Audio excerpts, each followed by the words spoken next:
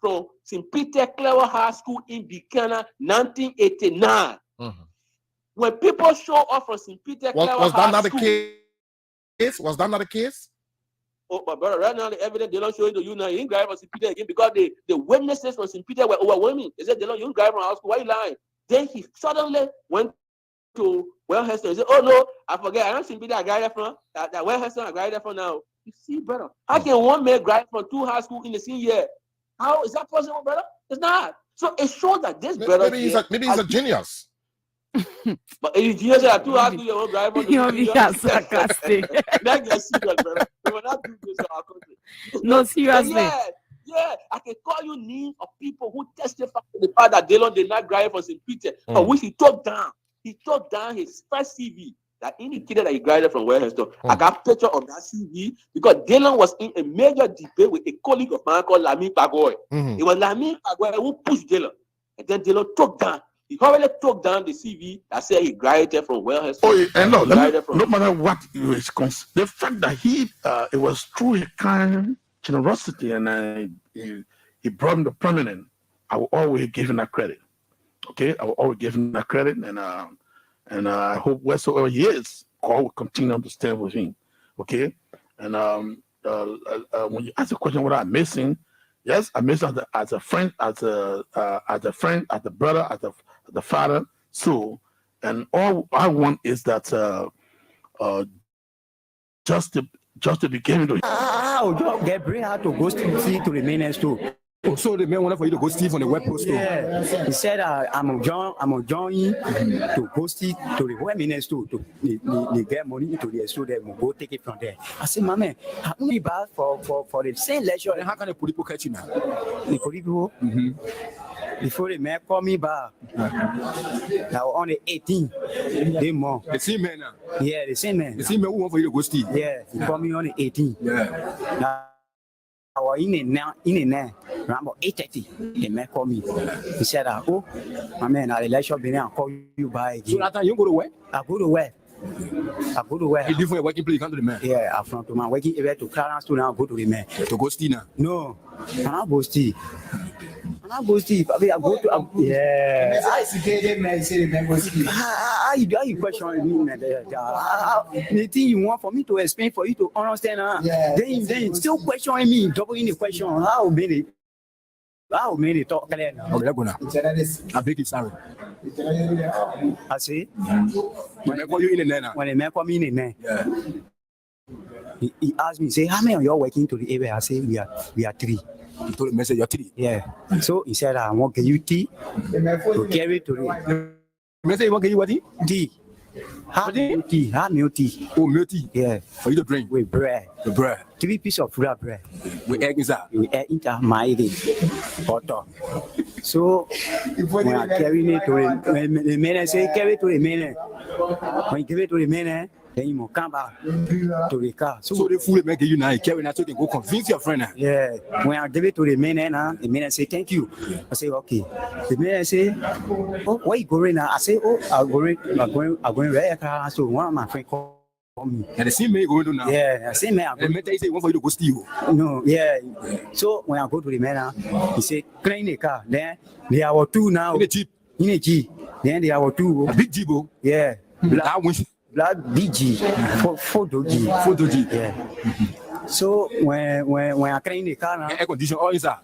No, Papa, you can't wait for me to spin now. I'll leave the water now. You can judge people.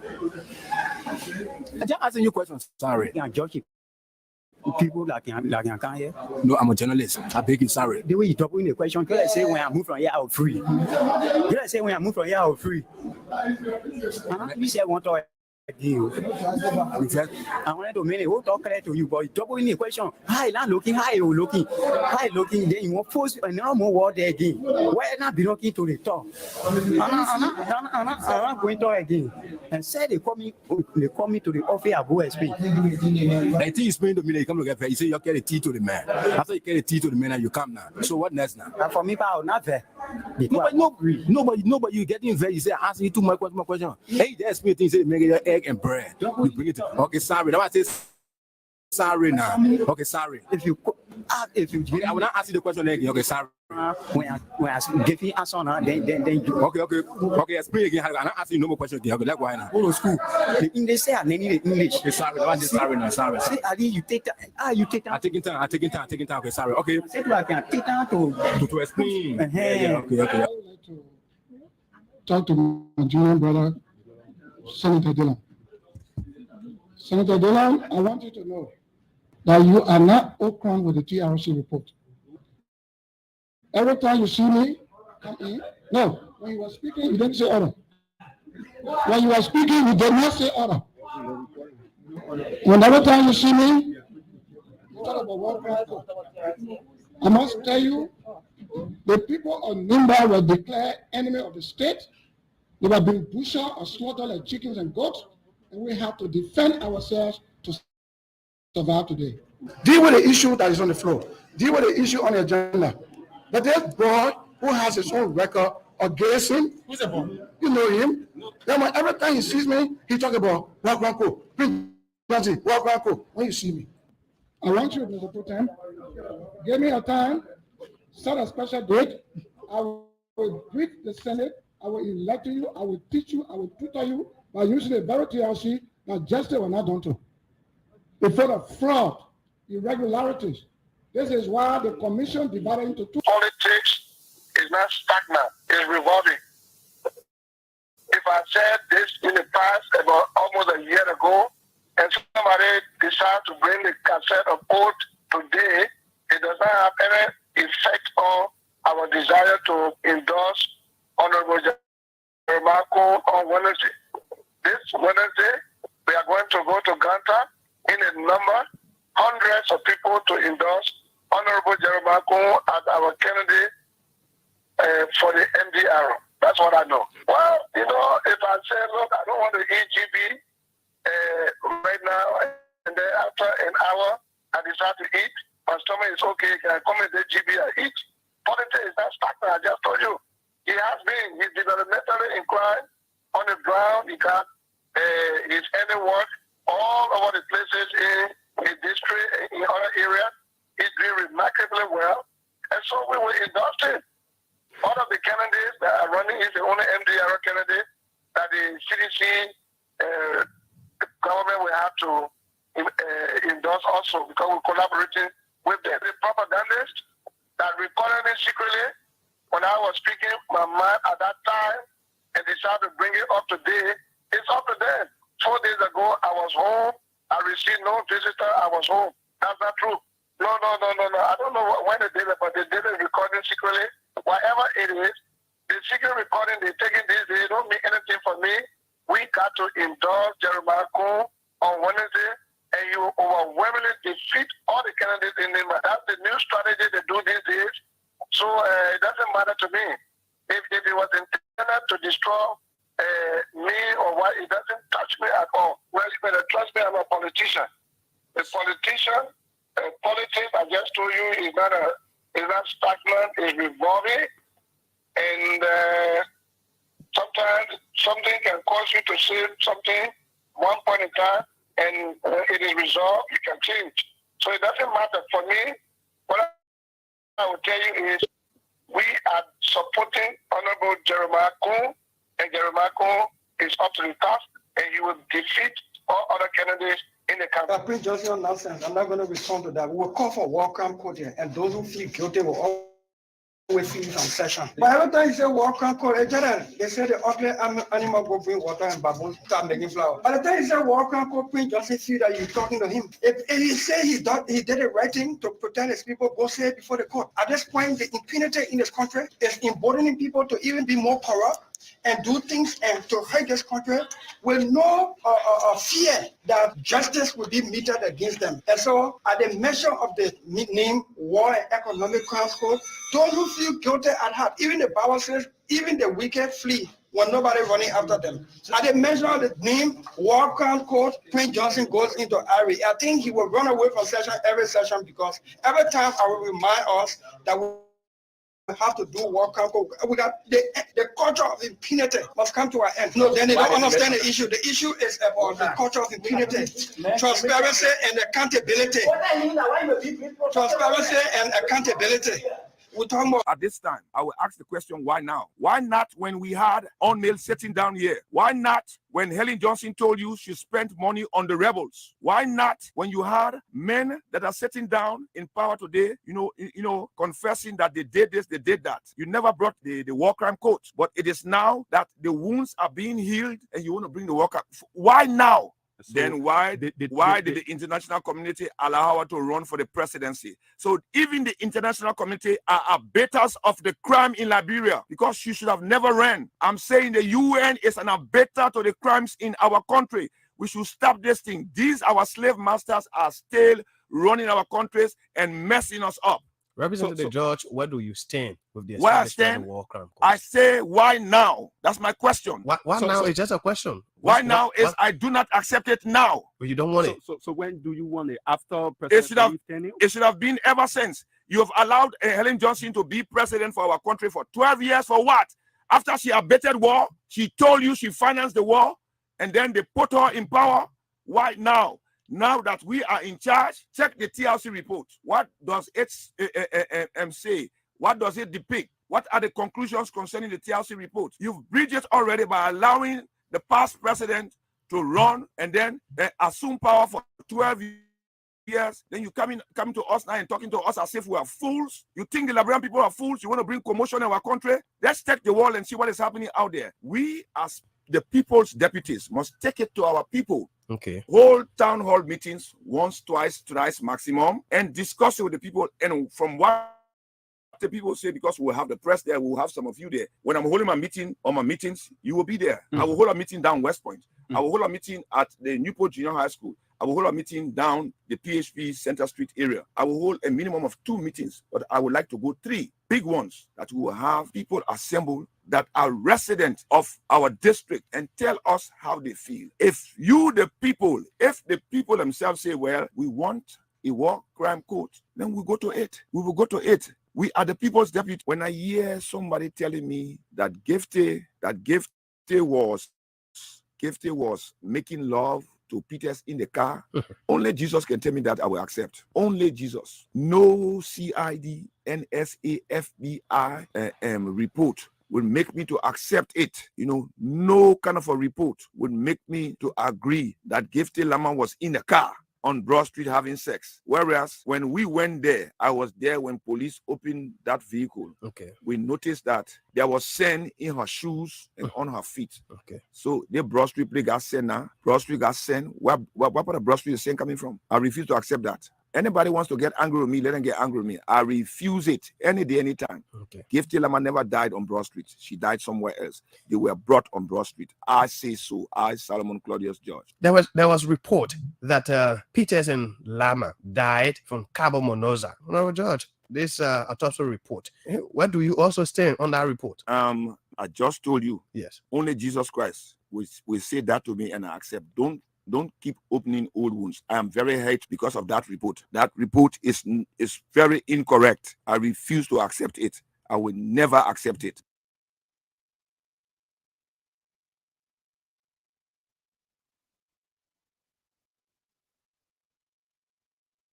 Restitution, make sure that people give back that which they stole from the people to rebuild this country, to provide life. Today we are in a situation with this pandemic.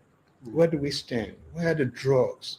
I mean, we just right around here. Look at the misery in which people live. Look at the roads. You go to red light. Is that the kind of country that you want to be in? One of the things that I read and always touches me when they ask people what country you want to be born into. All of us want to go to beautiful places. I'm one person. Everything good I see elsewhere, I say, I wish they were in Liberia. I do not enjoy things other countries. And so what do you want is to enjoy life in other people's country. When you come home, you can't even measure up. And why is that happening? Do we lack talent? No. We have a lot of talented people. Are people not working hard? They are. But should somebody else get the people just work and forever be at their gate. That's not a way of life. And so you should be able to account, but I'm confident that you say that reposing you to serve the people. You should tell them what you did or what they entrusted. Citizens in the Bata community in Kakata Magibi County, we are the district lawmaker for district number 4, Representative Ben Fofana. Office space has become another Zogo zone because we have a couple of Zograns that are sitting there in the evening hours at least to get together and to meet and to burglarize citizens in Magibi County. And citizens have been expressing serious disenchantment. The Honorable Man Ben Fofana office, you yourself, as I'm speaking to you, even our listeners out there, you come, you see the office. The office is entirely bushy, no care. The Zogos, they're making use of the opportunity because they said, according to most of them I talked to, they said the Honorable Lawmaker is now preaching divisive politics in Magibi County since he doesn't got time for the office, and they themselves are looking for another office to establish a Zogo office. So they're using Ben Fofana office space in Kakata as another ground to be terrorizing citizens. For how long have the office been abandoned? The office has been abandoned, my brother and our listeners out there, for the past 3 to 4 months. Even right now, we just saw the office space, as I'm speaking to you now, a lot of young men, you know, a lot of youth that are not doing anything in society but taking into drug addicts. They can come there, they have their fine time there, they meet and they go around terrorizing peaceful citizens in the community, which is a threat. How are residents in that area responding or reacting to the issue of Zogo occupying that particular office? In fact, as a result of the call of some of the community members, including some elders in the community, they call on this proactive reporter to come and see what is going on, because according to them, they say the way the office is being used, the way the office is being misplaced, they are not happy and their homes in the community are in serious stress. So as a result of this, they're sending an SOS call to the representative Ben Fofana and his team and national government to know that he took the office, and the office is in a community where thousands of people are residing. So if no longer is not making good use of the office space, or rather Zogos and Zograns are using the place to terrorize peaceful citizens, they themselves are planning a protest against him in the city. A lot of cases have been reported to the Liberian National Police Magibi Detachment of the misuse of the office space. And as a result of this, community leaders, community members, of course, most of them now in Bata community where the office space is located are even planning to even meet the Kakata City Mayor and that of Magibi County Superintendent Jerry Vani and the Kakata City Mayor Emmanuel Gore to express their disenchantment, because they said they don't want to take the law into their hand, but rather they are calling on Honorable Ben Action Fofana, district lawmaker for district number 4 in Magibi County, to take responsibility and put the office into normal shape, and so that citizens, they are residing here, they will be at peace. As the political heat gaining momentum in Magibi County, the incumbent Senator Oscar Alvin Cooper is on a turmoil, because according to news surrounding the senator office, says he doesn't stand any chance of winning this senatorial race because too many candidates are coming, but the most popular candidate amongst all of them is that of the former Director General of the Liberia Civil Aviation Authority, Honorable James Emmanuel Nukwe. And according to what political pundits are saying in Magibi County, they said they are quoting the Bible as saying many are called but few are choosing. So J. Emmanuel Nukwe is amongst those choosing ones to come and liberate them in Magibi County. And they pledge their overwhelming support to vote him as the next senator of Magibi County. So what does that indicate, Wako? And how is Oscar Cooper responding to that? Well, right now, Oscar Cooper is confused. We've seen him now. Those things that he's supposed to do earlier before now, that is what he's doing. At least to speed up the completion of most of the projects to influence the hearts and minds of Magibians. And according to what the Magibians and Kakatonians are saying, expressing to this reporter here for ABC Radio, they said this time around they don't want that old system, like you put in wine in an old bottle, but they want a new change, a new dawn in the politics of Magibi County, so that overwhelmingly endorsing J. Emmanuel Nukwe as the next senator for Magibi. Confusion is such that these people are determined in their irreligious action to undermine the foundational principle and doctrine of the Liberty Party. You know that I am a founding executive member, not just of the Liberty Party, but the three arrangements that gave prominence to Councillor Bronsky when he fled from the Charles Taylor regime. The three arrangements that we established. Number one was the United Democratic Party, the Liberty Party, and the Friends of Bronsky. Those institutions aspire to two fundamental doctrines. Number one, establishing a nation under the rule of law. That was the first principle that we all stood for. The second thing was the integrity standard. Today, the people who are providing leadership for the party, they have absolutely no regard, no decent regard for integrity. They have no decent regard for even the respect for rule of law. They are organizing convention in contravention of the party constitution. They have come and brought on board somebody with a notoriously tarnished check of history.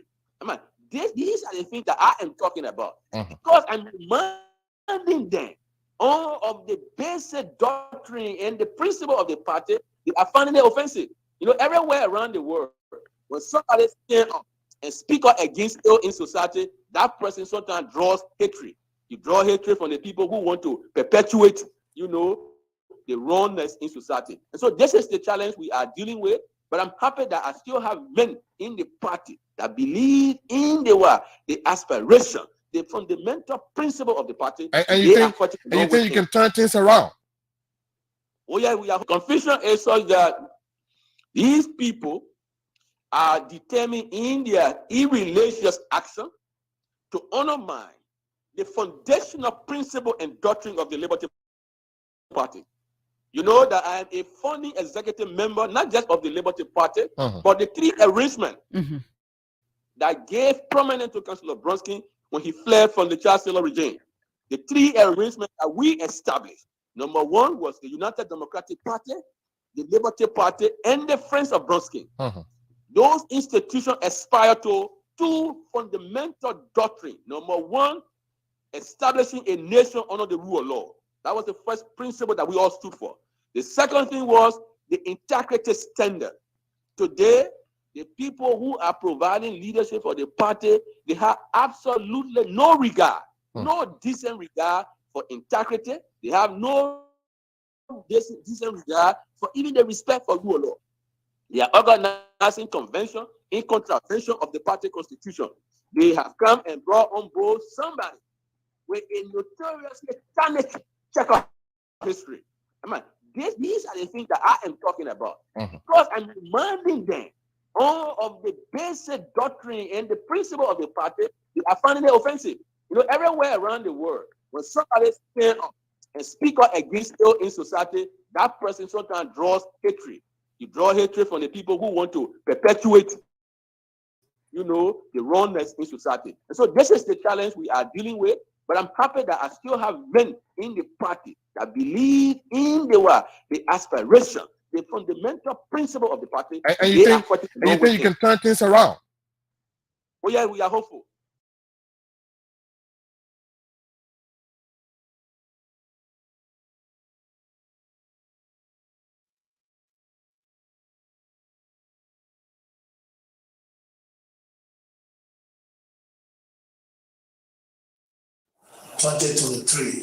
In the 15 counties. This is the period to register for the presidential and the National Elections Commission is beginning a very important exercise from March 20 to May 11, 2023 in the 15 counties. This is the period to register for the presidential and legislative elections to be held in October 2023. I call on all citizens 80 years and above to register in order to be able to vote.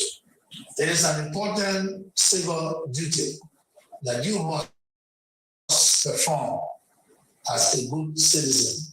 Your voters' cards will allow you make a decision to have better healthcare services and education, as well as improved infrastructure. The National Elections Commission has said from March 20 to April 9, 2023, citizens of Wapulu, Bome, Kimam, Rambasa, Magibi, and Mosovaro counties will register to vote. And from April 21st to May 11, 2023, the citizens of Bon, Bandiga, Bencru, Lofa, Maryland, Nimba, Riverside, River G, and Sano counties will do theirs. Let's inform our family members, friends, and neighbors aged 18 and above. Liberians, you have the power. To maintain your power, you have to register to vote. This is George Manawia, President of the Republic of Liberia. The National Elections Commission is beginning a very important exercise from March 20 to May 11, 2023 in the 15 counties. This is the period to register for the presidential and legislative elections to be held in October 2023. I call on all citizens 80 years and above to register in order to be able to vote. It is an important civil duty that you must perform as a good citizen. Your voters' cards will allow you make a decision to have better healthcare services and education, as well as improved infrastructure. The National Elections Commission has said from March 20 to April 9, 2023, citizens of Wapulu, Bome, Kimam, Rambasa, Magibi, and Mosovaro counties will register to vote. And from April 21st to May 11, 2023, the citizens of Bon, Bandiga, Bencru, Lofa, Maryland, Nimba, Riverside, River G, and Sano counties will do theirs. Let's inform our family members, friends, and neighbors aged 18 and above. Liberians, you have the power. To maintain your power, you have to register to vote. This is George Manawia, President of the Republic of Liberia.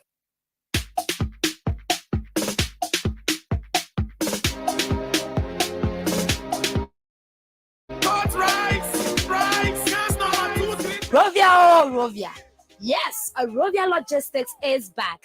Have you been looking for a one-stop shop to rent and hire machineries of all types? Look no further. Rovia Logistics Incorporated is the answer. Rovia Logistics has a wide range of machines like dump trucks to haul your sand, red dye, crush rocks, and border rocks. As for your construction needs, do not worry. Rovia Logistics have all sizes of yellow machines to meet your desire. They have machines like bulldozers, compactors, excavators, forest machines, backhoes, and many more. The interesting part is you get to hire them hourly, daily, or monthly. And that's not all. They also rent pickups of all types like Toyota Tacoma, Nissan Frontiers, Ford F-250, and they are equipped with all-wheel drive options for bad road conditions. Locate Rovia Logistics Incorporated right at the corner of McDonough and Kerry Streets on the Kakata Highway, Copper Farm area in Fendel, around the University of Liberia campus, or locate our head office on Randa Street. Contact Rovia Logistics and cell numbers 0777 874 231 or 0888-726-172. You can also email them on rovialib@gmail.com. Better still, WhatsApp Rovia Logistics on 0777-874-231 or message them on Facebook, Rovia Logistics Incorporated. Rush now for quality services at affordable prices.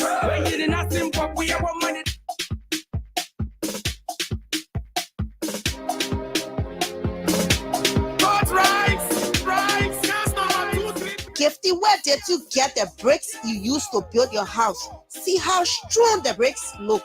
I got them from Rovia Bricks. Do not tell me you have not heard about Rovia Bricks. You mean they are located in Liberia? Yes, Angie. Rovia Bricks is a division of Rovia Logistics Incorporated, and they offer a variety of concrete products for all your construction needs. They have 6, 7, 8, and 4 inches blocks. That's not all. Tell me more. Rovia Bricks have covers for rows and well, cornerstones, Colombo blocks, yard tiles, sand, be it smooth, rough, and mixed. They even have red dye for land filling and crushed rocks of all sizes. How can I get to them? You can locate Rovia Bricks right at the corner of McDonough and Kerry Streets on the Kakata Highway, Copper Farm area. I love ABC Radio. This is the sound of radio, the world's most powerful media. 105.1 is your best die. I like it. I like it.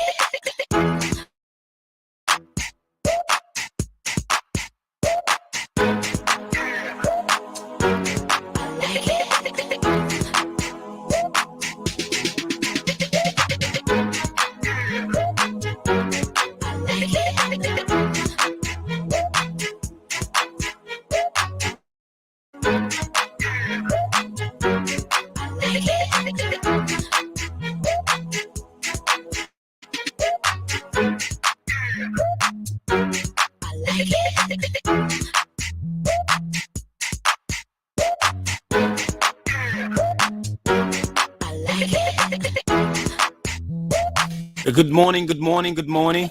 A pleasant good morning from the nation's capital in Monrovia, specifically between Broad and Buchanan Streets. Welcome to the Morning Breeze on ABC Radio 105.1 with me, Fidel Saydee. And shortly I'll be joined by Dennise Nimpson.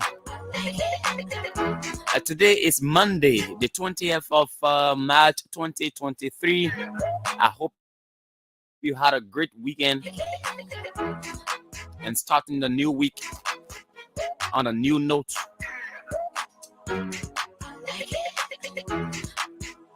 A lot is happening around our country, okay? And so we'll be talking a lot about them on today, especially what's happening in the Unity Party. Yeah, plenty of things going on, okay? And we're talking about that this morning. And so, as you may well know, the voter registration exercise begins on today. Yep, in a certain part of the country, select counties are beginning the process on today. We will talk about that. And still, there is still a semblance of unrest, maybe if not physical, but emotional unrest at the campus of the University of Liberia. You know exactly what happened on Friday in Fender. And so the University of Liberia Faculty Association has got a problem, and they want to talk about that this morning. We will speak with the Secretary General of the University of Liberia Faculty Association. The traffic updates, and of course our usual conversation with our contacts across the country are coming up. Okay, so keep tuned. My name is Fidel Saydee. Dennise Nimpson will soon be here, and of course we will ride you through till 10 o'clock this morning. So keep tuned.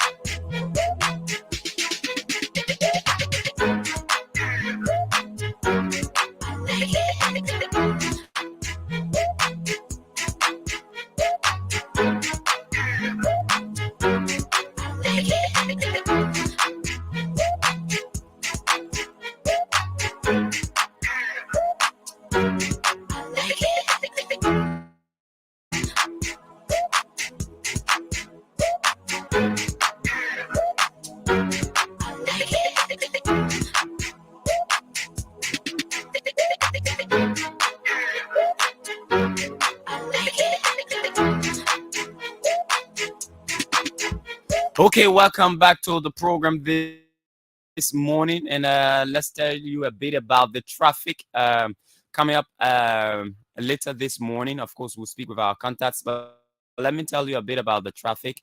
If you are headed from the Bourgeois Island area, like the St. Paul Bridge up to the Douala area, expect traffic around the beer factory in there just before you get you shift up to the left in Momo Town. If you were leading from the Carwell area and coming towards the Carwell Bridge, also be aware that there's a traffic that's building up right there. And so if you needed to be in town on time, it means you are a bit late because traffic is building up there. And if you leaving from the Douala in Logantown in coming towards town, there is a traffic build up right at Freeport, between Jamaica Road and Freeport. All right, there is a bit of traffic there. It's building up and it will get worse. That I know for sure. Today is Monday. And if you cross that area again, get ready for the challenge of traffic right at Town.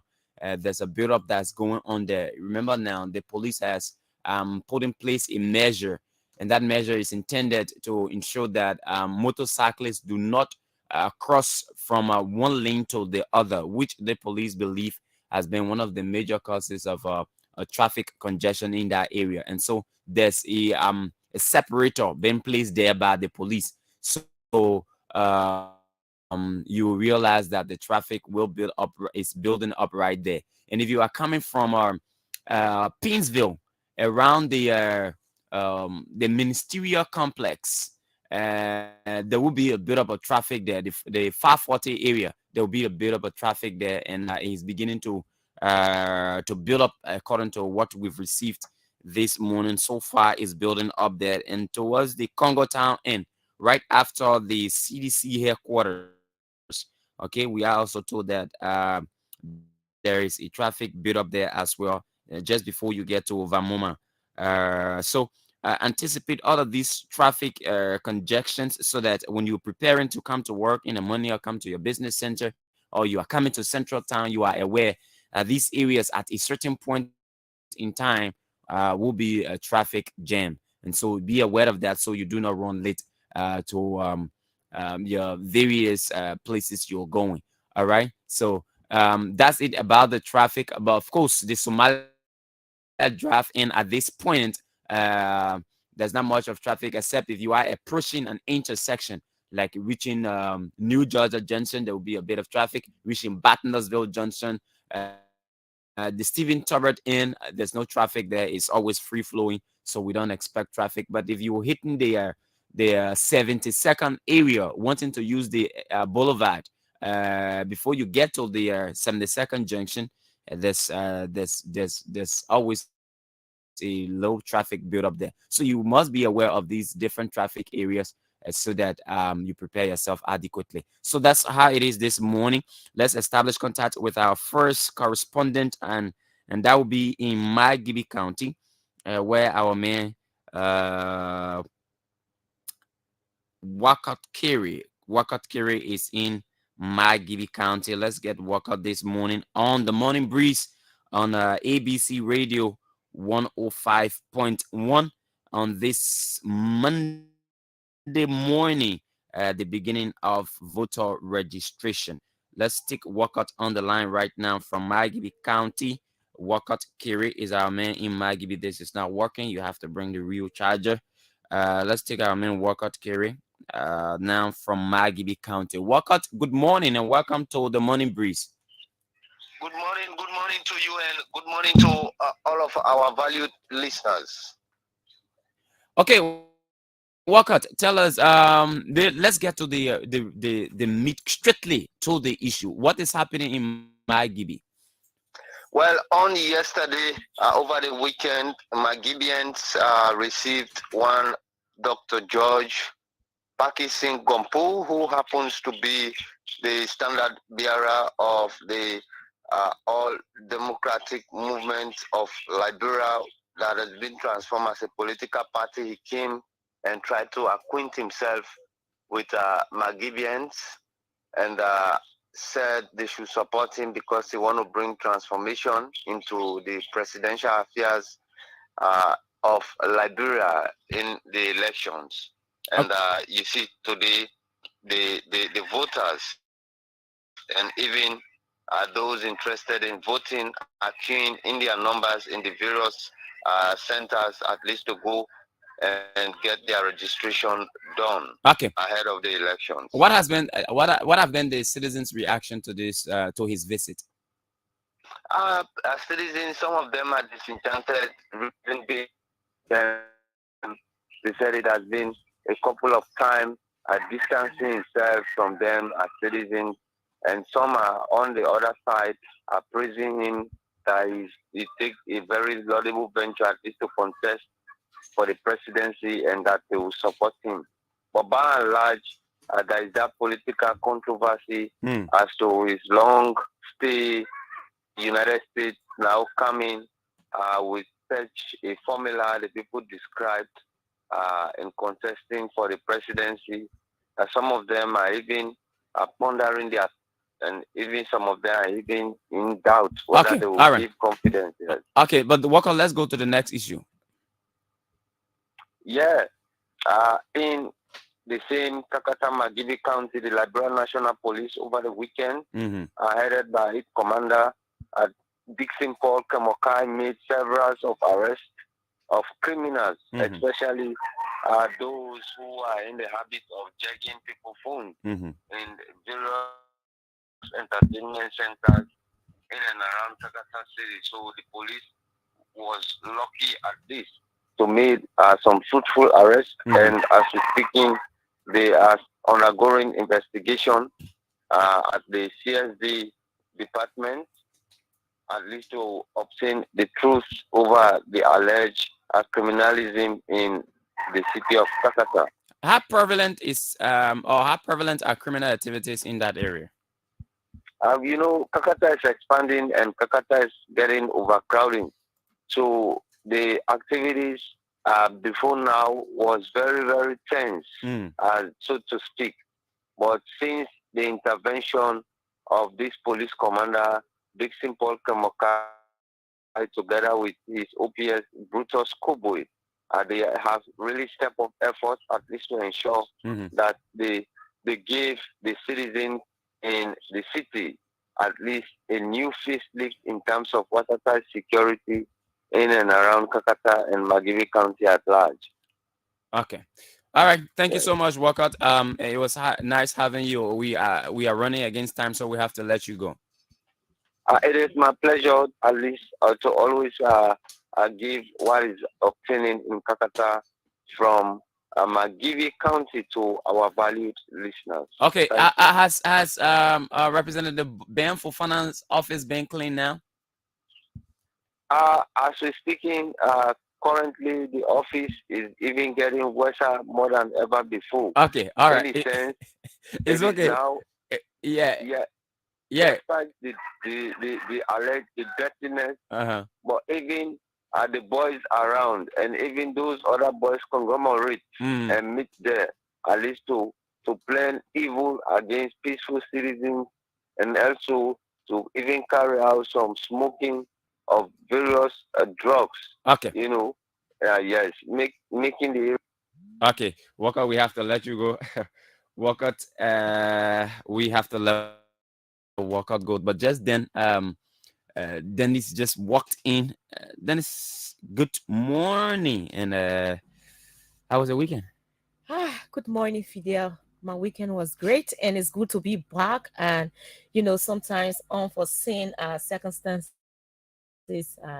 occur during some hours. They cannot prevent that. So it's good to be here this morning on the Monday morning to inform the Liberian people. Okay, that's great. And I know. I mean, it's like the circumstances caught all of us this morning. Exactly. All right, but it's great to have Dennise here this morning on the Morning Breeze this morning on ABC Radio 105.1. And so Dennise, today is the beginning of voters registration, and the president has indicated that there is a need for people to turn out to register, because that is the surest way you will be qualified to vote in the October elections. Sure. And indeed, you said it right. Today is voter registration, and as been overly said by Mile, let's say, those seeking aspirants. Most of the aspirants have been in the business of awareness in recent time. We have seen that, and that were, beef up by the statement from the president just on last week before he left the country. So it is important enough that everyone turn out to have their, to have the voter registration exercise carried out. Yeah. Okay, and that's one thing we need to emphasize this morning. And we began to hear news that it has already started to occur in various districts. Look, every country's democracy is made solid by the decisions that are made by those who are going to vote in elections. And not only the decisions, also the conduct of those individuals while the process of going to vote is going on. What am I saying this? We are challenged as a country. One of the major reasons why there are some citizens that do not have the voice to criticize their lawmakers is principally because those individuals they allow themselves to be trucked from one county to another, from one district to another, just because someone has given them money. Now, this practice has to stop. It is one thing when you live in Montserrado County and you hail from Grand Bassa, district number 1, for example, and you willingly decide to go to Grand Bassa to vote. That is a different thing. It is a different thing that you work in Monrovia, but you have a residency in Grand Cape Mount, and you've decided that you are going back to your area of residence to register and vote. It is a whole different thing when you are allowed to be trucked because you've been financially induced. That is a wrong practice. This will not take this country any further. The essence of you registering in a district that you have so much control, so to speak, or you have interest in, is because you want that person who's elected in that position to be a complete representation of your aspiration. Now, if you allow somebody to take you from one district to another, pull you in truck, bundle you up, give you $10 or $15 or $20, and you are allowed to be trucked like a pig, like one guinea pig that they take from all, the cow, and when program coming, people can go Guinea and buy cow, put them in truck or in cab motors, and you allow yourself to be like that. You allow yourself to be used like that. And then you come, and after elections, you begin to complain. Even for the men that you didn't vote for. You go wake up, man, or in bombing, you go vote.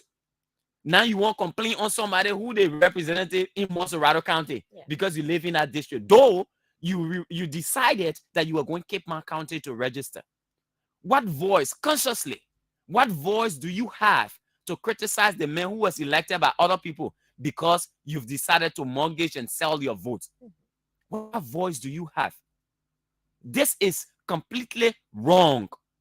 And it is not helping our country's democracy. It is not helping our governance process. It is not.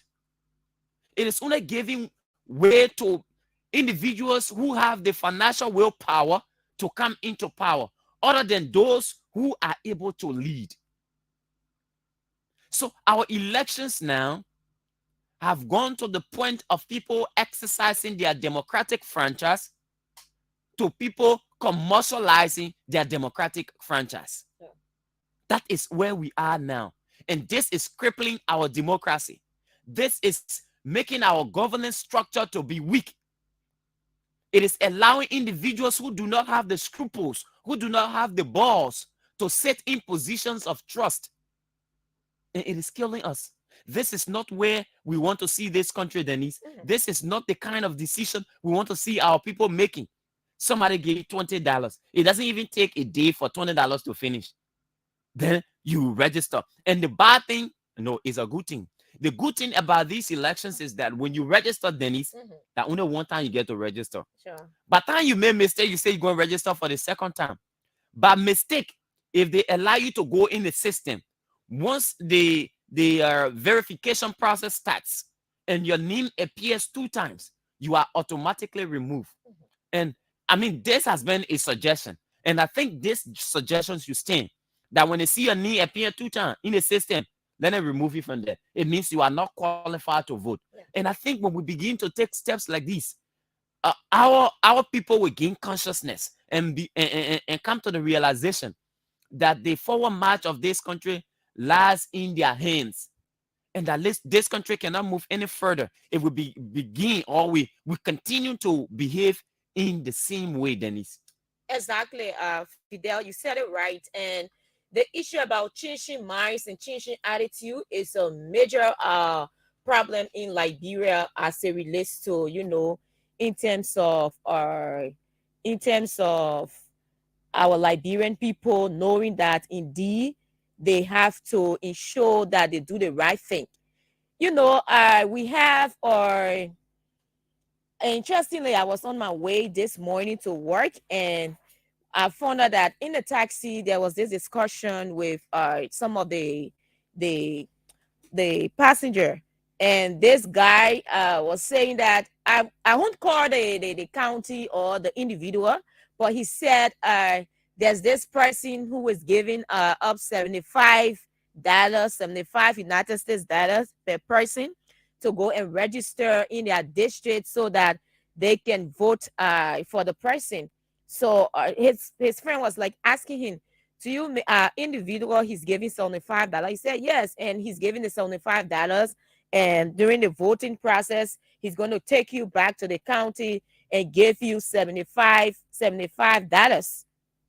Can you imagine that? And he was like, he's not going to register now until they can have others or other people can come and contact them to go register in their district. This is wrong. And like Fidel said, this is wrong. We cannot be in a society where you have people voting or going to register because someone wants to pay them some amount. It is wrong. You cannot be a Liberian. Our election law says you should register within your district, where you find yourself, where you are living. You cannot have politicians taking you to their own location and, because you want them to give you some $75 or some $100, and you are going there and you don't have a stake in that area. When something happens in that area, at the end of the day, who will be responsible? Because you don't have any voice, you don't have anything to say. And or you know that on that day you just want to take your money from the person and carry it with you. So you feel that they can give you that money and take it with you. So it's something that is wrong, and there's a need that Liberian, just change their attitude, or some Liberians change their attitude as it relates to voter checking. And to our politicians, they should be sincere to the process. It is not because you want to gain state power, you want to be elected, so you will be around taking people, checking people. Many you are not getting that on merit basis. You are getting it because somebody you check from one point to another. And before talking about this voter registration exercise, there's a situation at stake as it relates to the entire population. Currently, Fidel, we conducted census.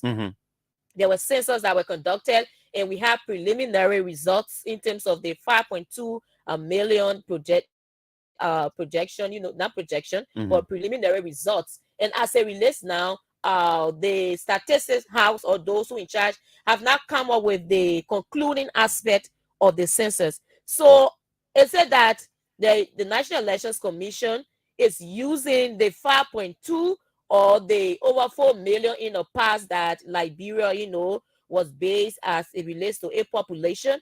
You cannot have, all of these questions coming in. You don't have actual number. How are you going in the district to register people? Are you going to use the 5 million, 5.2 million preliminary results from the just in the census, or are you going to use the 4 million? So these are also questions that the National Elections Commission or government as well need to answer and put into place, so that Liberians should also know. And as we talk about the voter checking, it is very wrong. I know today there are a lot of people who are somewhere packed and waiting for them to be trucked to a location because they want to vote for that person, because they feel that that politician will give them some handout. And that cannot develop the nation. You will continue to sell this nation because you feel that someone should give you $20, someone should give you $75. Like the incident I was talking about this morning on my way to work, a guy was in a taxi who was saying that some politicians somewhere aspirant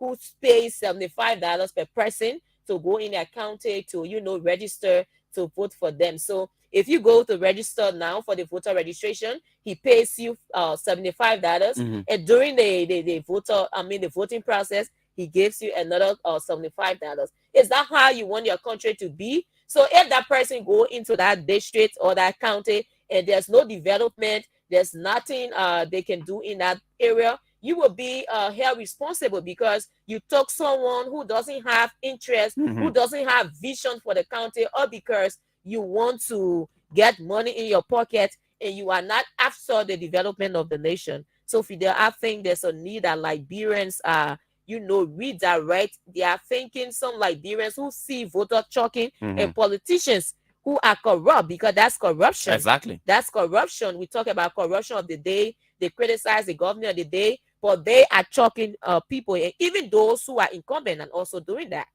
So that's how bad it is. And there are a few questions you ask regarding the status of the census report. First of all, the census report is inconclusive, and Liberia Institute of Statistics and Geoinformation Services has also said that the census report is inconclusive. It's not that the numbers have not been revealed; the numbers have been revealed, but there are detailed, demographic surveys that were done that also need to be included in the report. So the report is not just about counting numbers; it's about the household. There are different implications when census is conducted. Now, you remember when we hosted Representative Larry Yonkwe, he indicated to us that the census report has not been submitted to the legislature, which is a key requirement, in ensuring that the results are implemented. So at this stage, now that the report has not been submitted to the legislature, Your question was right. Which one of these numbers are we using for the 2023 elections? Yeah. What has happened over the time is this, Dennise. In 2011, 2008, when the census was conducted, that result should have been applied in 2011, all right, to ensure that the demarcation was done of electoral districts. Now, there was a problem that the legislature had then. If we, because there were existing districts in different counties, if we continue with this number that has been given by the by legis, it will mean it's either we do the demarcation, raise the threshold to a certain number, but it will affect smaller counties. And so we have to be very rational in doing this entire threshold. It means maybe places like Riverside, for example, that have lower population and the numbers there are not, high. If we decide to make the threshold like 50,000, it means those counties like Riverside or River G, will have lesser seats in the House of Representatives. You remember now, these things are political discussions. And so those who are from those counties are very particular about the representations that they have there. And so a consensus was reached by the legislature then that, you know what, we will set a certain bar, we set a certain standard. Now, we will not use the census report. What we will use is the voter registration report. The census is different from the voter registration. The number of persons that register in during the census are not necessarily the number of persons that will register to vote, because, you know, it's 18 years and above. Sure. Besides, not all of those who are 18 years that were marked for the census will go to register because of different reasons. And that's why we're still trying to encourage people to register. So what they decided to use was to use the voter registration numbers to set the threshold. And so, yes, to set the threshold. That was exactly what was done. So are we going to use the voter registration numbers this time around too? So that's the question we should be asking.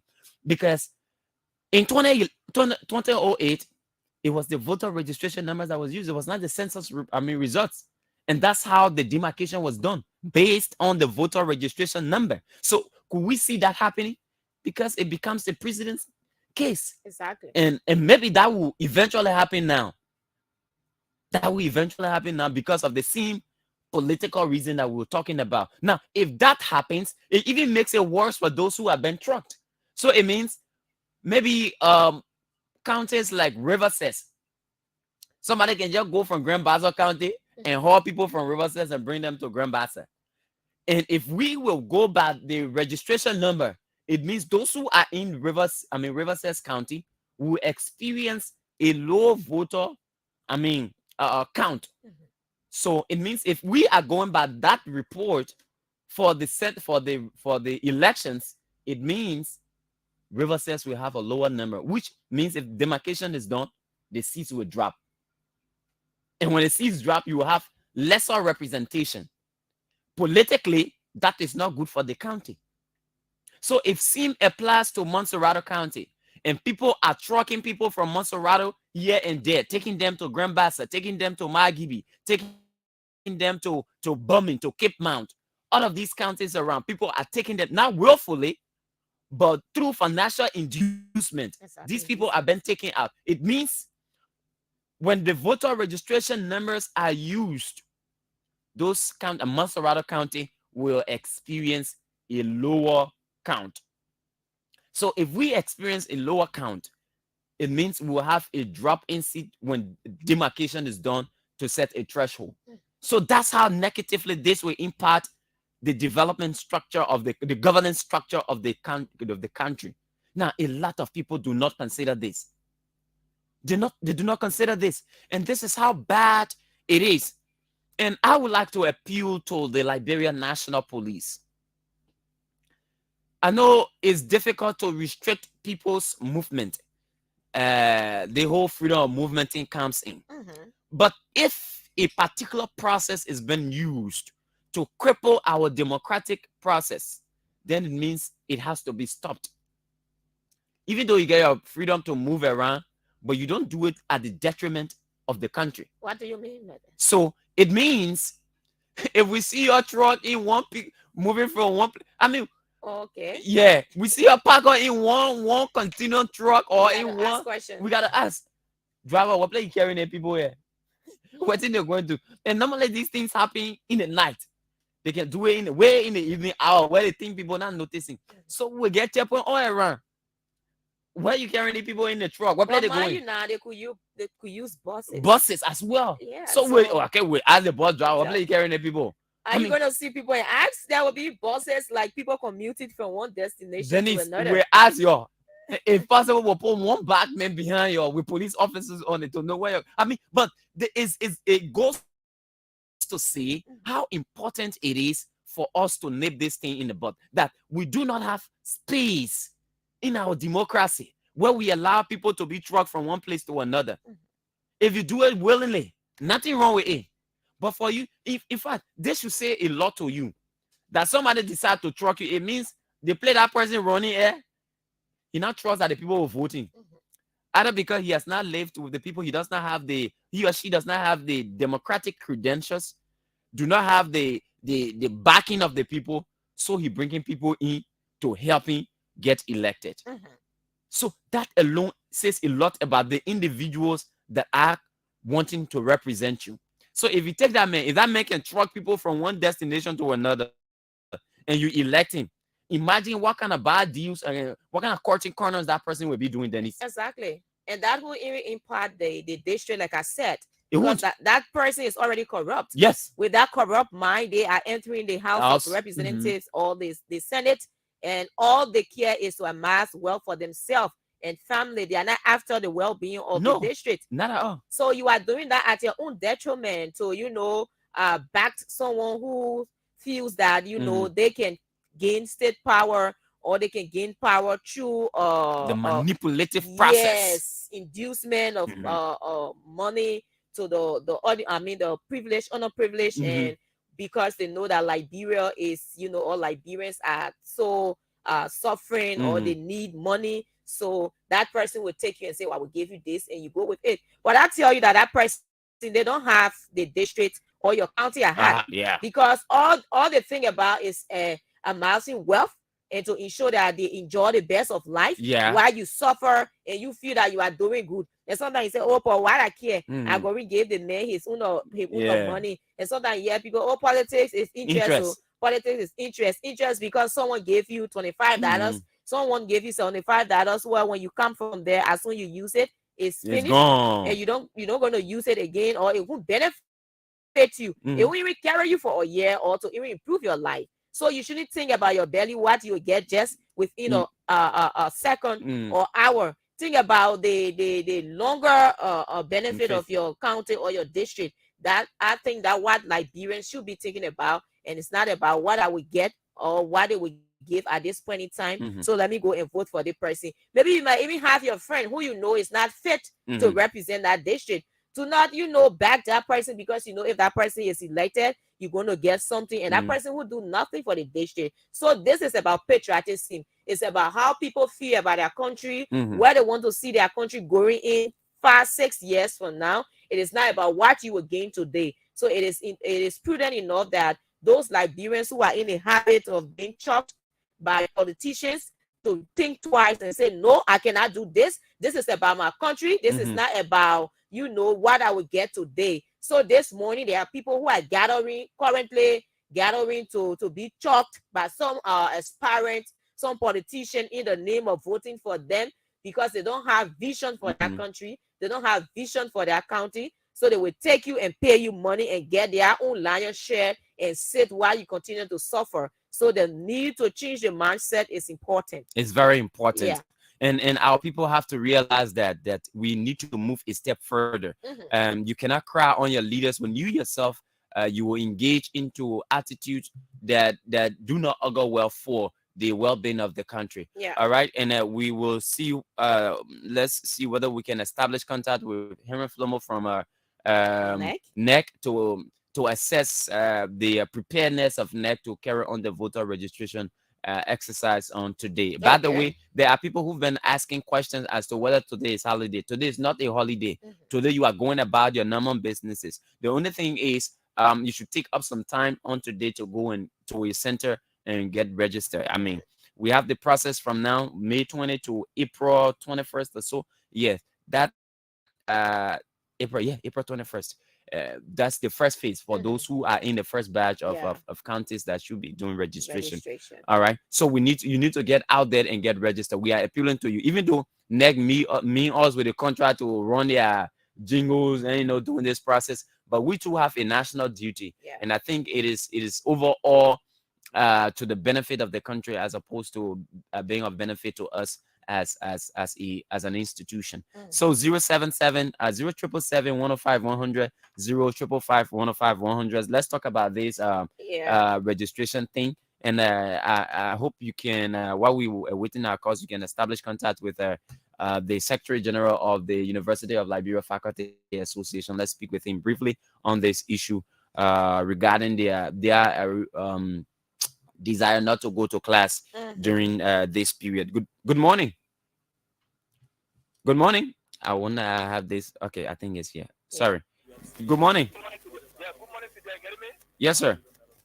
My name is Juan, so when I call for nature and Nigerian shop to be precise. Fidel, let me say thanks for the show this morning, and also to your co-host. Fidel, we have to start the issue of talking because it helps to create the issue of representation in our various districts. Because if somebody chops from another district, whether a district, I put a register, the voter register, and then at the end of the day, they put them in the election. What happened? So when I get time for a district, they really feel that they put a million away from outside the district. So it's important that we kick against that. In fact, on Saturday, the district council of Delma 13, they took a back from people all the way to Smart and Bangkok, where a few ways saying that there should be no talking, where the issue is not violent. So this is what they're trying to tell you that anybody else is good at that. Everyone is talking, but talking against that. It will put up violence. They should have put them go back to the district where they come from the register. But it's important for the sake of the country. So thank you for the show. I appreciate this morning. Thank you very much. Thank you very much. 0555 105 100 0777 105 100. And I think we should start taking steps now to avoid trucking. Now, I am not saying people should be violent. Okay, no, it's not what I'm talking about. All right, you can do it in a civil way. Invite the police once you see these strange movements in your community. Alert the police and let's see whether they can come in and make some intervention. Let's take this person. Good morning. Good morning. Good morning, sir. Yeah, my name is Mama B-side calling from Yukuta. Yeah, let's hear you. Yeah, my brother, thank you for the show this morning. Those have been our disappointment in our life, in our various districts. But we also not blame the citizens and blame that right now. There are people who never work well. They said 9 years or 1,000 years. They said 6 years or 500 years. Right now they are confused. All of our money that they have been keeping, they want to use it to fool, especially the disadvantaged youth in the country, the quiet voter, they know what they're voting for. They will start trucking them. And for all we have resolved that we exist any kind that will go in our various districts with people. I think the government will have a lot to do. They will never get down there.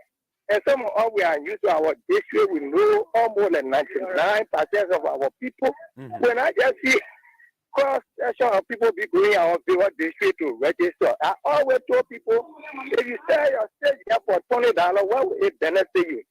Or you sell your 9 years for $20, they say, oh, the person give me $20, the person give me $25. After that, then you start crying, your children will not go to school, you yourself will not have no help, you will not have no electricity, nobody to talk for you because the person already spent money. So thank you very much for the show, and we are waiting. Now we hear from no other area. Thank you very much. Okay. It's me, I'm more busy talking. Thank you, my brother. There should be non-violent resistant movements in these different counties, in these districts.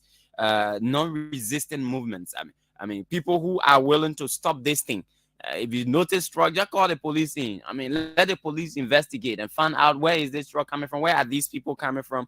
I mean, we can't have this. Our democracy cannot be built on this basis where people do not have the legitimacy in the district in which they want to contest, and in order to up their legitimacy, they go to different counties and register. That is bad, and we need to discourage that. Good morning. Good morning. I don't know, for some reason, let me get you from here and get you here. Good morning. Hello. Our guys need to look at this thing. Good morning. Okay, let's take this person. Good morning. Good morning, Fidel. Mm-hmm. Good morning, Dennise. Mm-hmm. Mm-hmm. Sorry. Yeah, go ahead. Yeah, but on the issue of this voter registration, one of the concerns I want to raise is 2017, went to do our voter registration. And I mean, the entire election, we went to do our voting, our picture was not seen, our name was not seen. Mm-hmm.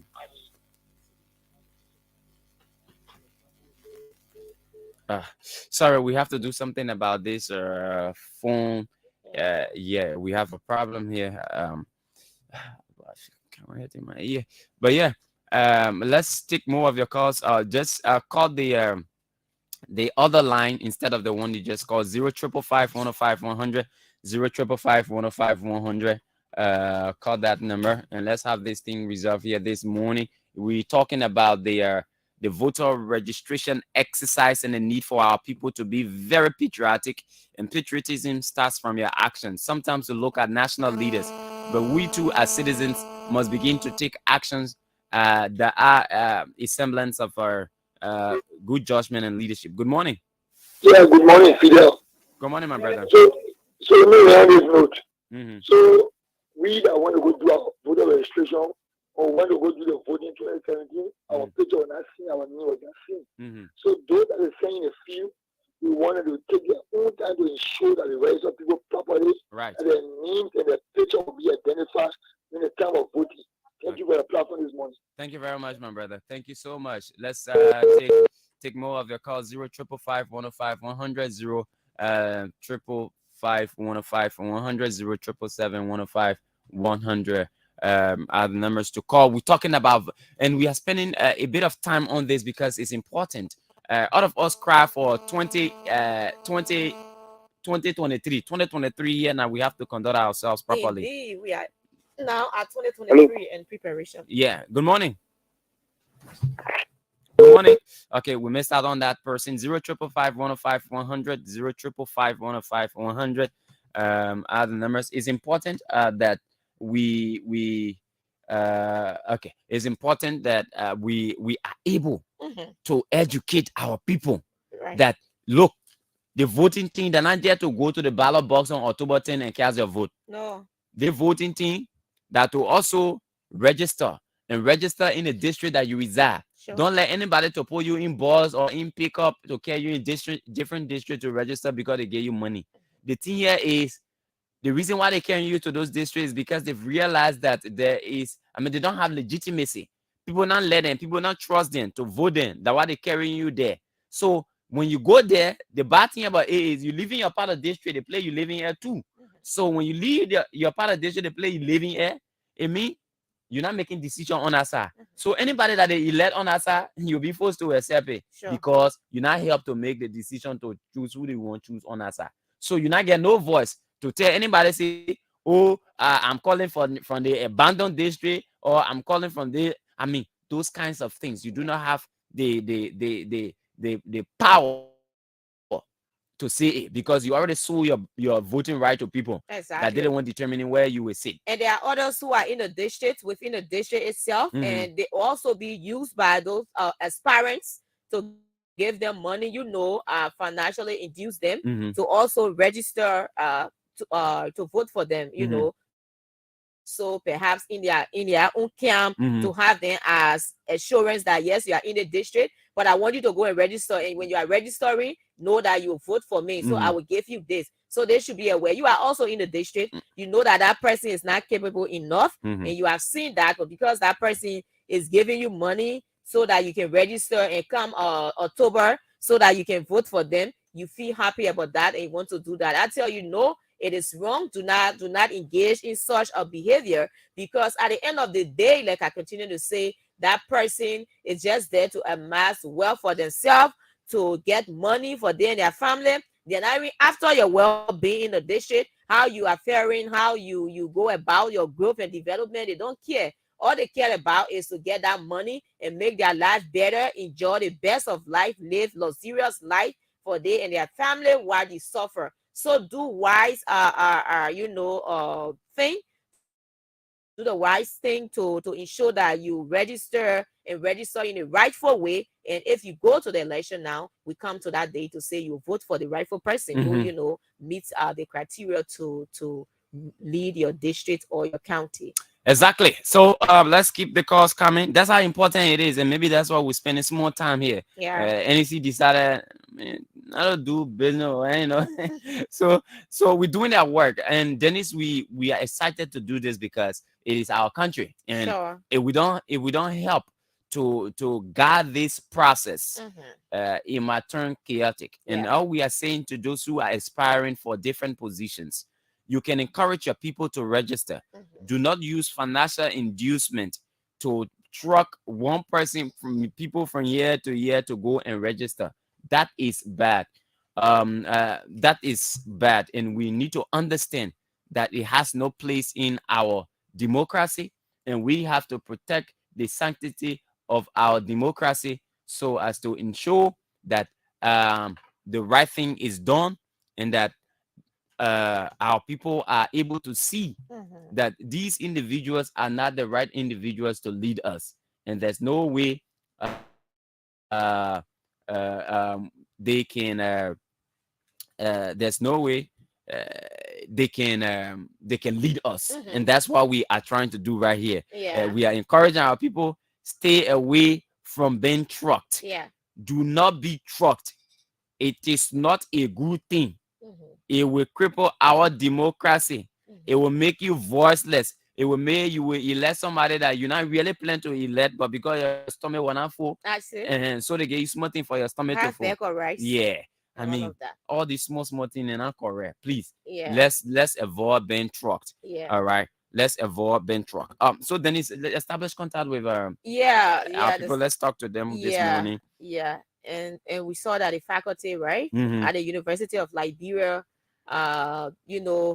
boycott classes because of continuous or protest action and insecurity at the campus of the University of Liberia. So the faculty said they are not going to teach because they cannot continue to teach in such an environment. So we are establishing contact with the Secretary General of SUP, that is Lawrence George, and Lawrence George is on the line, so we will speak to him. Okay. Good morning. Thank you very much. My name is Lawrence Hua, and I'm Lawrence George. Sorry, Lawrence. Lawrence, good morning and welcome to the Morning Breeze. Thank you very much for having me. How is the University of Liberia? Well, the University of Liberia is not ready right now. There are issues, there are challenges, and there are difficulties that are facing the students, the administration, and the faculty at level of the University of Liberia. Now, what is your reaction to the statement issued by the university suspending student politics on the campuses of the University of Liberia? Well, the background of that statement is that the university campus has been faced with scenes of violence, and which were precipitated as a result of the recent March 13, where different political actors, as well as the students, converged on the university campus, and there were clashes. As a result of that, the university thought to issue a suspension of student politics. From the angle of the Student Education Party, we believe that action or that decision from the university is unconstitutional and illegitimate. It violates the students' right to freely express themselves, and also contradicts the university authority because the university offers courses in political science and other discipline related to politics. So students cannot be reading political science. But the university does not offer violence. Of course, the university does not offer violence, and more to that, right? the actions of suspending student politics did not precipitate as a result of the students' violence. It was political actors, especially Honorable Gray, that went on the university campus and provoked violence. So you cannot be holding the students responsible for an action that they did not commit. So if the university was fair enough, if the university has been, realistic enough and willing to secure an environment for students and faculty, we believe the university will have liaised with the government and whosoever that was responsible at that day to have prevented that violence that occurred in the university campus. The university came out with a notice before the violence. The university came out with a notice around 12. And Honorable Gay promised to go on the university campus by 12:30. So what the essence of coming up with notice of canceling classes by 12 o'clock after you had, from 8 o'clock in the morning up to 12, you didn't take such a decision. The university president also spoke on Sunday on March 12th and assured the university students that the university campus will remain calm and classes will go on as planned. So unfortunately, it did not happen so. It did not happen in such a form and manner. University campus was a very chaotic thing. And today, this same administration is coming to blame the students. So we believe that the university attempt to suspend classes and to suspend student political activities is a clever attempt to disenfranchise the university students and deny them of their political rights. Okay, now the University of Liberia Faculty Association has indicated that they will not go to classes because they feel insecure. What's SUP's reaction to this? Well, the issue of security is not only with the faculty members, it is also an issue with the students. We as student leaders, we as ordinary students on the university campus, we also feel insecure as a result of the university inability to provide security for the premises of the university. How can you go to an institution where thugs can invade the university campus at their will and pleasure?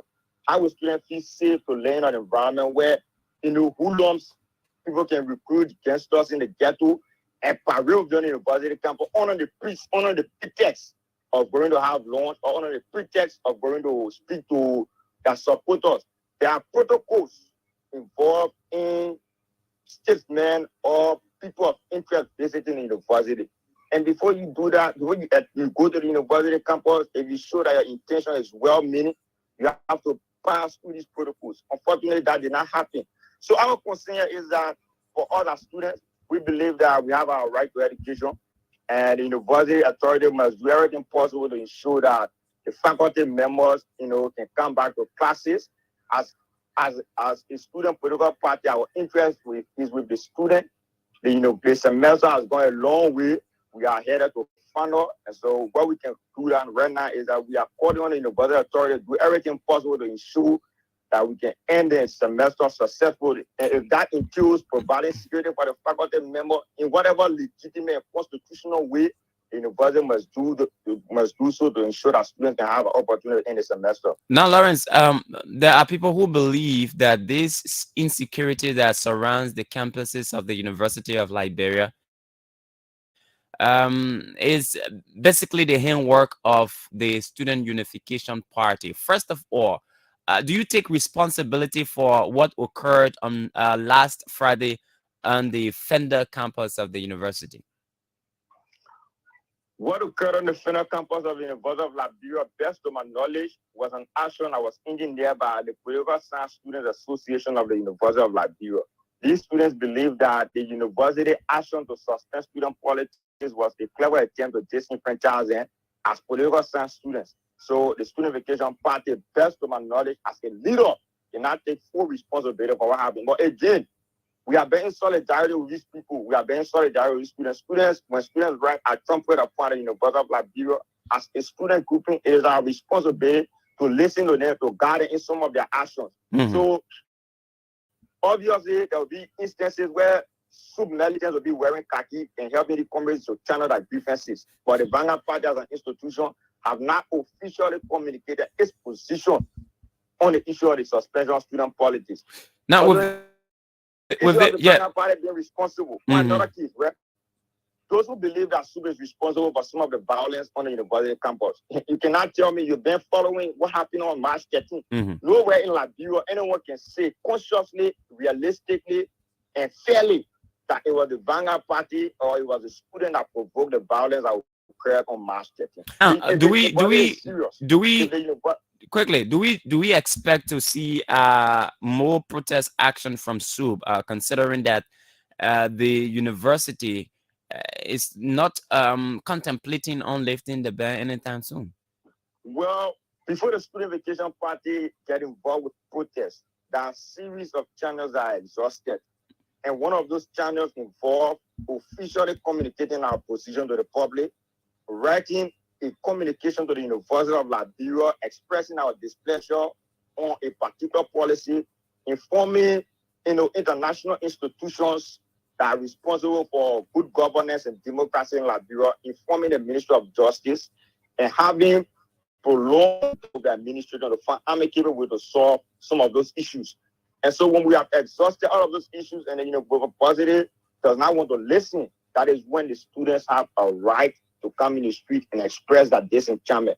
But until that is done, the university know that protocols that we have always exhausted before coming in the street. So most often people believe that the students, are just radical. They do not understand the formal channel of solving some of the issues. And that is being wrong. Okay. The students usually exhaust, the Vanguard Party exhausts all of this necessary channel to solve issues.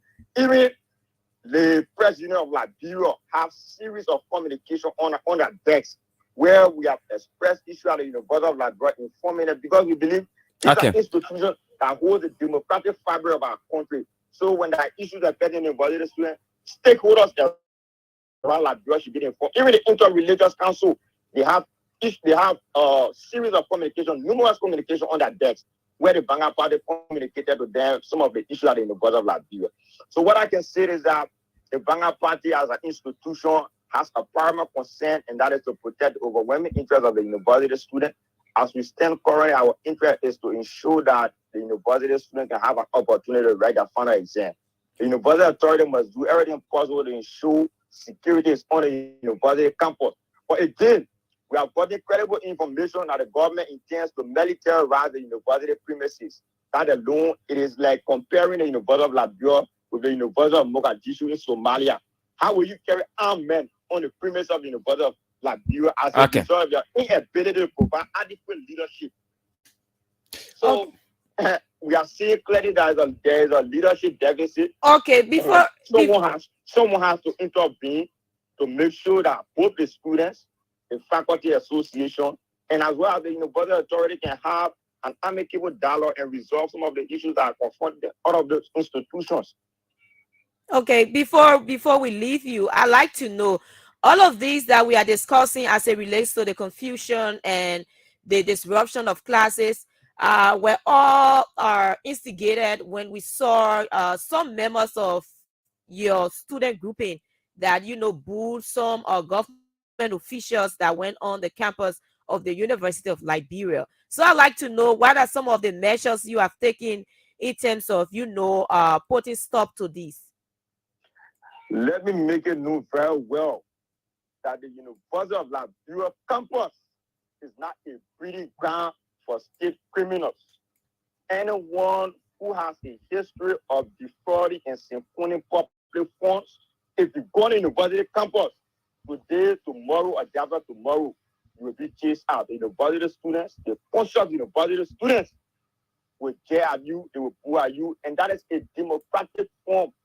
That is a democratic form. No one bullying and jeering at people is another form of expressing a displeasure. So long you are not physically attacked or assaulted, the university students will express that displeasure to you. So I cannot assure you today or tomorrow that criminals have to safe you on the university campus. Once you know you do not have a proper record of being good or a proper so before someone is considered hello, you're not going to premises of hello. the Before someone is considered criminal, they have to go through the due process. Of course, we are aware of that, but the university itself, all right, take for example, right? How can you argue that Serena Sipos is not a criminal? There's a man who is sanctioned, and the government of Liberia has refused to prosecute him. So what you expect the university students to do? To cheer for a criminal who a global criminal, a criminal who the whole world is aware that he's a criminal. So, in essence, we are saying those who have integrity issues, those who will believe that the court is shooting as a result of that proximity to power, should not go on the university premises to go marry me or to go, enjoy themselves in the university campus. Now a breeding ground for people who have integrity issues. Okay. All right. Thank you so much, Thank you. Lawrence. Thank you, Lawrence. Thank you so much. Thank you. Get in contact with the Secretary General of OFA. Let's speak with Eric Patton this morning as well on the program. But we want to speak with the spokesperson of the National Elections Commission. Is very important this morning as to whether the process has kick-started already, and that whether centers are open now, and that as always, that they are willing to start the process. This is the Morning Breeze right here on ABC Radio 105.1. 9 o'clock, we take break from our sponsors. When we come back, of course, we go to this unity party thing. Is a whole big issue, and we'll be talking about that this morning. But let's establish contact with Eric Patton, the Secretary General of the Faculty Association of the University of Liberia. Okay, do you have him now? No, we are trying to get Eric Patton this morning on the program, The Morning Breeze, right here on ABC Radio. So I think Eric is online, and we're going to speak with Eric Patton. Mr. Eric Patton is the Secretary General of the University of Liberia Faculty Association. They've been very, very much outspoken on issues at the university. Mr. Patton, it's good to have you on the program this morning. It's a pleasure, Fidel. Thank you, and thank you to Dennise. Okay. First of all, the reaction of OFA in relations to the suspension of student politics. Well, I think we spoke with Dennise on it. The university took a decision. That was an administrative decision. Apparently, the university think that would be one of the solutions to reduce the tension and the violence. However, we saw students again on Friday taking up, matters in their hands and disrupting classes. So I don't know whether that, has resolved the problem. Okay. You've decided that you are abandoning classes because you do not feel secure. Has your decision changed yet? Well, we didn't just use abandon. We said that the executive committee said that faculty should withdraw. Okay. And then until at such time where we can receive guarantees of our safety and well-being. And so on Friday, that decision was taken. Saturday, we met with the UR administration, and the UR administration said the government also will provide us security, but we thought that was not the best option that we needed. We needed a sustainable way of, solving the problem. And so we thought that just by saying provide security was not clear. So we needed to see a clear roadmap, a clear strategy as to how it's not just going to be resolved for now, but that it's going to be resolved for the longer in the future. So what do you consider as a sustained strategy? Well, in my opinion, I would think that the UR administration should adopt a more robust approach in dealing decisively with people who are causing disturbances on the campus. Because on Friday, again, a couple of our colleagues were physically attacked. And we cannot sit and continue to allow those to happen. And there are videos that show these violators. The UR administration use every means, use those videos to identify them, and punish those people. You need to self-deterrent. So if you are not prepared to do it, then it means you're not giving us guarantee, because we are at the front. When these things are happening, they don't go to your offices easily. They come to our classrooms, and we get attacked in the process. So, if you can take a decisive action, because taking decisive action and punishing violators currently will send a strong warning to future violators. But if we renege on doing that, then I don't know how sustainable any other approach is going to be, because be as it may, the UR administration will have to exercise control. I mean, on your campus, you can't be waiting for government to kind of assist you with security all of the time. So that's why we think that we need a more sustainable pathway for us to see, which gives us the guarantee that yes, I mean, this is a strategy for ensuring that we are safe. Okay. Now, till that is done, has there been any assurance, firstly, from the administration of the university that sustained strategy will be ahead too? Well, they have not presented any clear roadmap in terms of how our security is going to be guaranteed. We are still awaiting. I know maybe they might be able to contact us sooner enough to give us a clear roadmap. Since in fact we are working with the government of Liberia to see how we all can resolve it. And yes, we are interested, very much interested in that roadmap because we want to return to the classes. I mean, the semester is already running. We are supposed to be having final exams early next month. And so there are a lot to cover, there are a lot to do, but all we want is that we are humans also, so we need to be able to be guaranteed because, I mean, if these students who we are teaching are not afraid to attack us, then we don't know what we have at the University of Liberia and what we're producing for Liberia. And so that's why we're interested in you're taking decisive action because that is a place of refinement. And if we cannot refine people, then what is it that we're producing for the society? Now, another option, now that you've withdrawn from classes, could be the closure of the university till this impasse is resolved.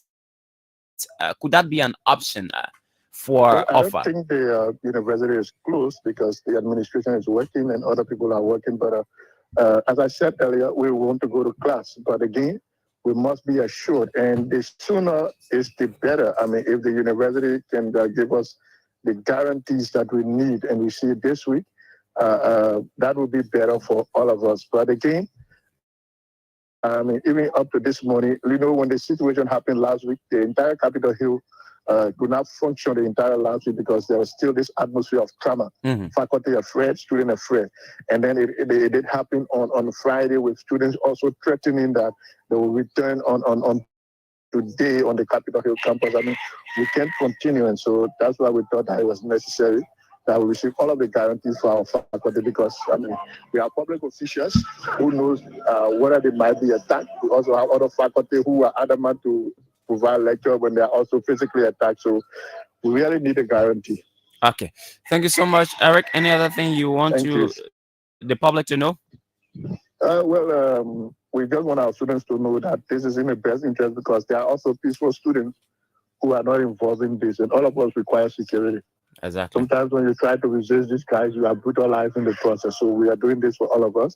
The sooner if we get it this week, they will see us back on Monday, but we need to be clear on what our assurances are. Okay. So security is key. Thank you so much, Eric. So much. It's a pleasure. All right. He's Eric Parton, the secretary of the University of Liberia Faculty Association. I'm sorry, Dennise, but I think they are raising a legitimate concern that we cannot be in the classrooms and while the campus is insecure, our security is not guaranteed. And there is a need for the University of Liberia to begin a sustained process of ensuring that these disruptions are not encouraged and that perpetrators are brought to justice so as to avert future occurrences. So I think they have a point. Let's take our break right now. When we'll come back, we'll hopefully speak to Henry Flomo. If not, then we delve into this whole Unity Party thing. Yeah. What it is really tough. Let's take our break right now and be right back on the Morning Breeze. Yeah.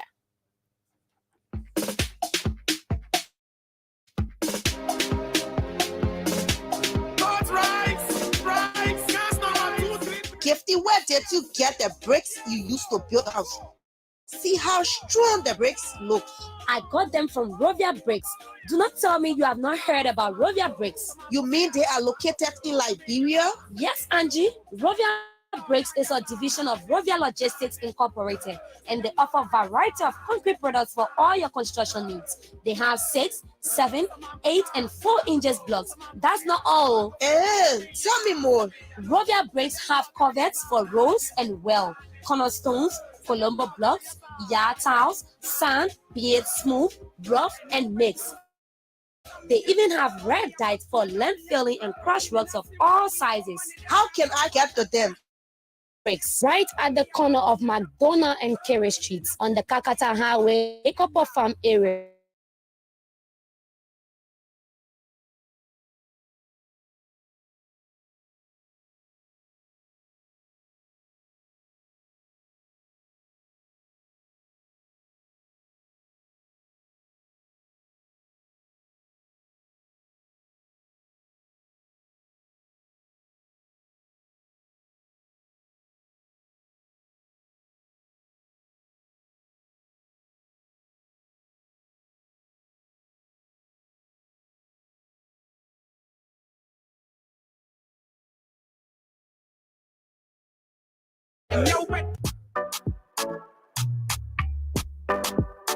Bokonjida Group of Companies, a 100% Liberian-owned company with over 20 years of experience, is the name that stands tall in the microfinance, construction, and general services industries. At Bokonjida Group of Companies, we pride on character, integrity, honesty, confidentiality, and creditworthiness. Approved institutions or entities under the microfinance service include House of Representatives, Liberian Senate, General Services Agency, Financial Intelligence Unit, and General Auditing Commission. Others include Governance Commission, Cooperative Development Agency, Ministry of Gender, Liberia Anti-Corruption Commission, National Public Health Institute of Liberia, National Port Authority, Group of 77, and the Ministry of Foreign Affairs.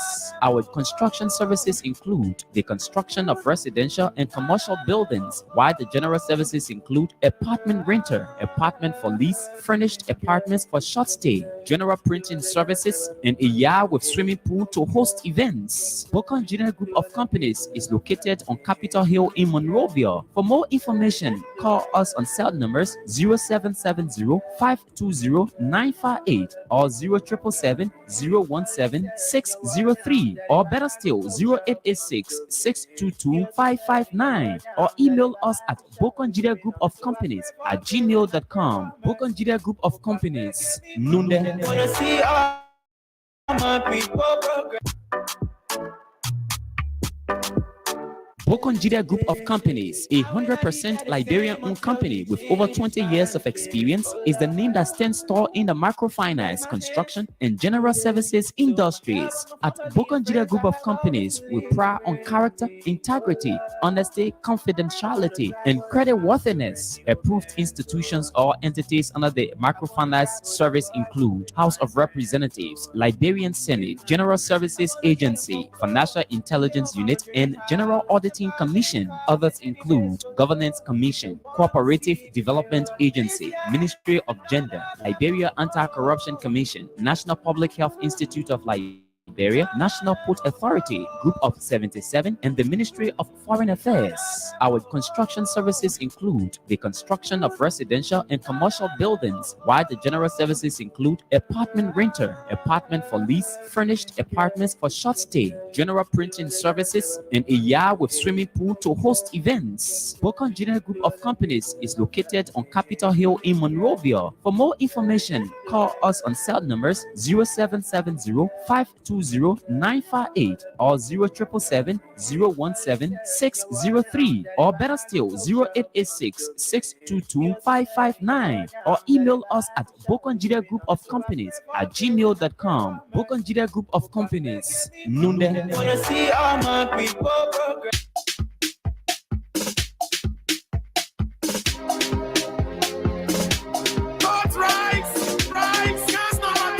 Rovia, oh Rovia. Yes, Rovia Logistics is back.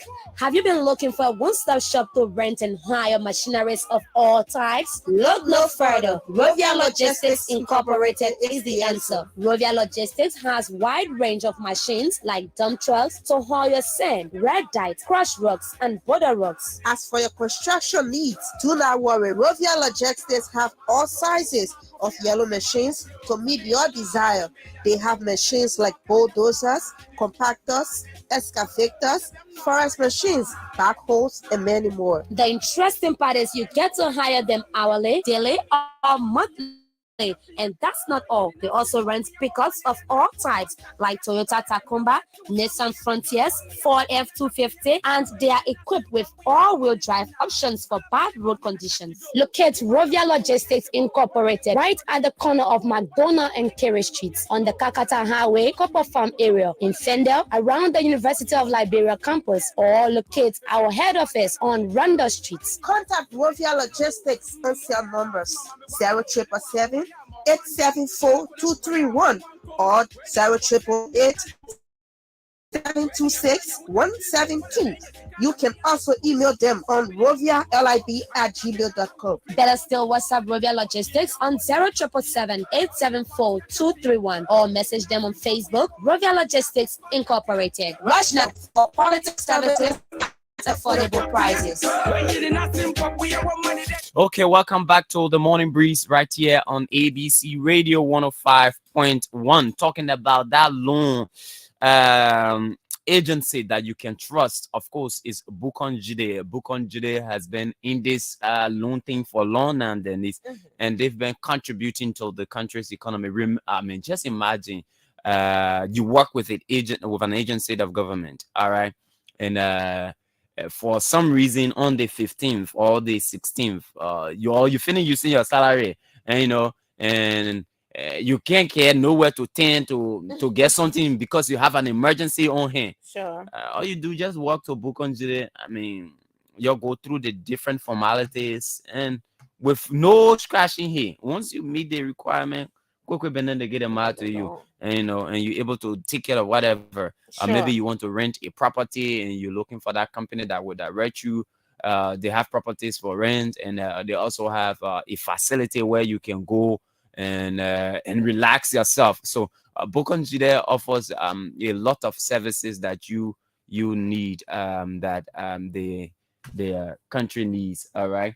So yeah. So Bukon Jide is that company, and Rovia as well. Rovia Logistics is into this earth moving equipment, trucks. If you want to move your crushed rocks, your sand, truck rental, and what have you, and you want a road project for those who are aspiring in different counties and districts, you want these earth moving equipment to clear the road for people. Yeah, you can trust Rovia Logistics to do that. Exactly that. Maybe you in Central Monrovia and you're doing your construction work, or maybe you on the highway, you want blocks and what have you. Rovia Logistics has all of that for you. Yeah, to make it happen. All right, so Dennise, this morning we will do what we will consider an opinion pool, and we will expect Unity Party partisans to call in this morning. Folks, there's something that's happening in the Unity Party. You can call it the last ditch rush. You can call it political movements, and well, you may well know the standard bearer of political parties should be naming individuals who will go with them, as we see in Liberia, individuals who are considered as their running mates, who are their running mates as we move to election. And for some time now, there have been conversation around who will be the running mate to Ambassador Joseph Boy. And there have been two names that have predominantly dominated the conversation. The senator of Grand Bassa County, Nyomli Kanga Lawrence, the senator of Nimba County, Jeremiah Kung. And that conversation has been going on. And we've been getting from insiders the names of those individuals. But it seems that the paradigm has changed. But just to add, Jeremiah Kung has been the forerunner because he comes from a populated county, Nimba County, and he has the backing of Senator Prince Johnson, who has been a kingmaker in our election. for 2011, 2017. He has been a kingmaker. And so a lot of people are looking forward to his support. Thankfully, Joseph Boakai has that support, at least from what we've seen so far. And Jeremiah Kun has been seen as that individual who have partnered with Joseph Boakai to get this converted seat of being the president of the republic. Now, over the last few days, a lot has changed in Dennise. The former vice president was just in Ghana. He had gone there for a meeting with some big people. Yeah. As you can say, big people. People who are able to ditch money. Is that a same meaning? Exactly. Almost like I kind of meet it, but the one and people always lucky. There's people who always willing to give him my. But this one now, even though the one in Ghana they said it was about him going as vice president to come in, this one he will be the head of the ticket. But there's somebody independent. So without fast forward, let me take it one step at a time. So the old man was in Ghana, and the intent of that meeting was to galvanize support, financial support for his election in 2010 October of this year. Now, you know the Unity Party has been confronted with the issue of cash. A major reason why maybe, perhaps, they are choosing Jeremiah Kun over Nyomdi Kanga Lawrence. Because you remember, like a few days ago, we're doing a comparison in terms of cash, who has it, because it's something that the United Party needs now. Clearly, United Party ain't get shishi. She not get nothing. She not get, no money to run their campaign.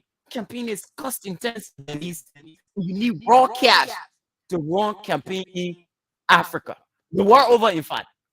The only difference is that this one, you have to get the money. In the States, people put money together for you. But campaign is cost intensive. And considering the roads, our country's roads, you have to go to those hard to reach places. To go there, you need money. Then they're not free. You need money. So the vice president was in Ghana. By the way, he's back in Liberia. And the essence of that trip was to look for money, to talk to people who had the perks. And who made that possible then? Heron Pedro Costa. He made that possible. He made that meeting possible. Now, Costa has been backing, fronting for Joe Boakai for a while now, to the annoyance of some partisans. They felt that Heron Costa has actually entered the vice president's heart. And clearly he has, because the vice president now has some affinity for Costa for one reason or the other. But he has been one of those who has been very vocal about his support to the former vice president. So that support has turned into looking for money for his campaign. But that does not come with in not asking turn back. What I mean, Dennise, you know what? I will go out. I'll look for serious money for the campaign. But I am a politician too. All right? I am not a pastor. I am a politician. I have vested interest. And my interest is I am going as vice president to you. Do you want the money? Of course you do. You need it for the campaign. Do you want me? Of course you have affinity for me, so it shouldn't be anything difficult. All we need is consultation. So at this point, it appears most likely that Heron Costa will be the running mate to former Vice President Joseph Boakai. And this is something that a lot of Unity Party people have agreed to. They are backing it. So Jeremiah Kun will have to accept that there are conversations that will go on regarding where he will stand and the position he will hold during the course of the campaign.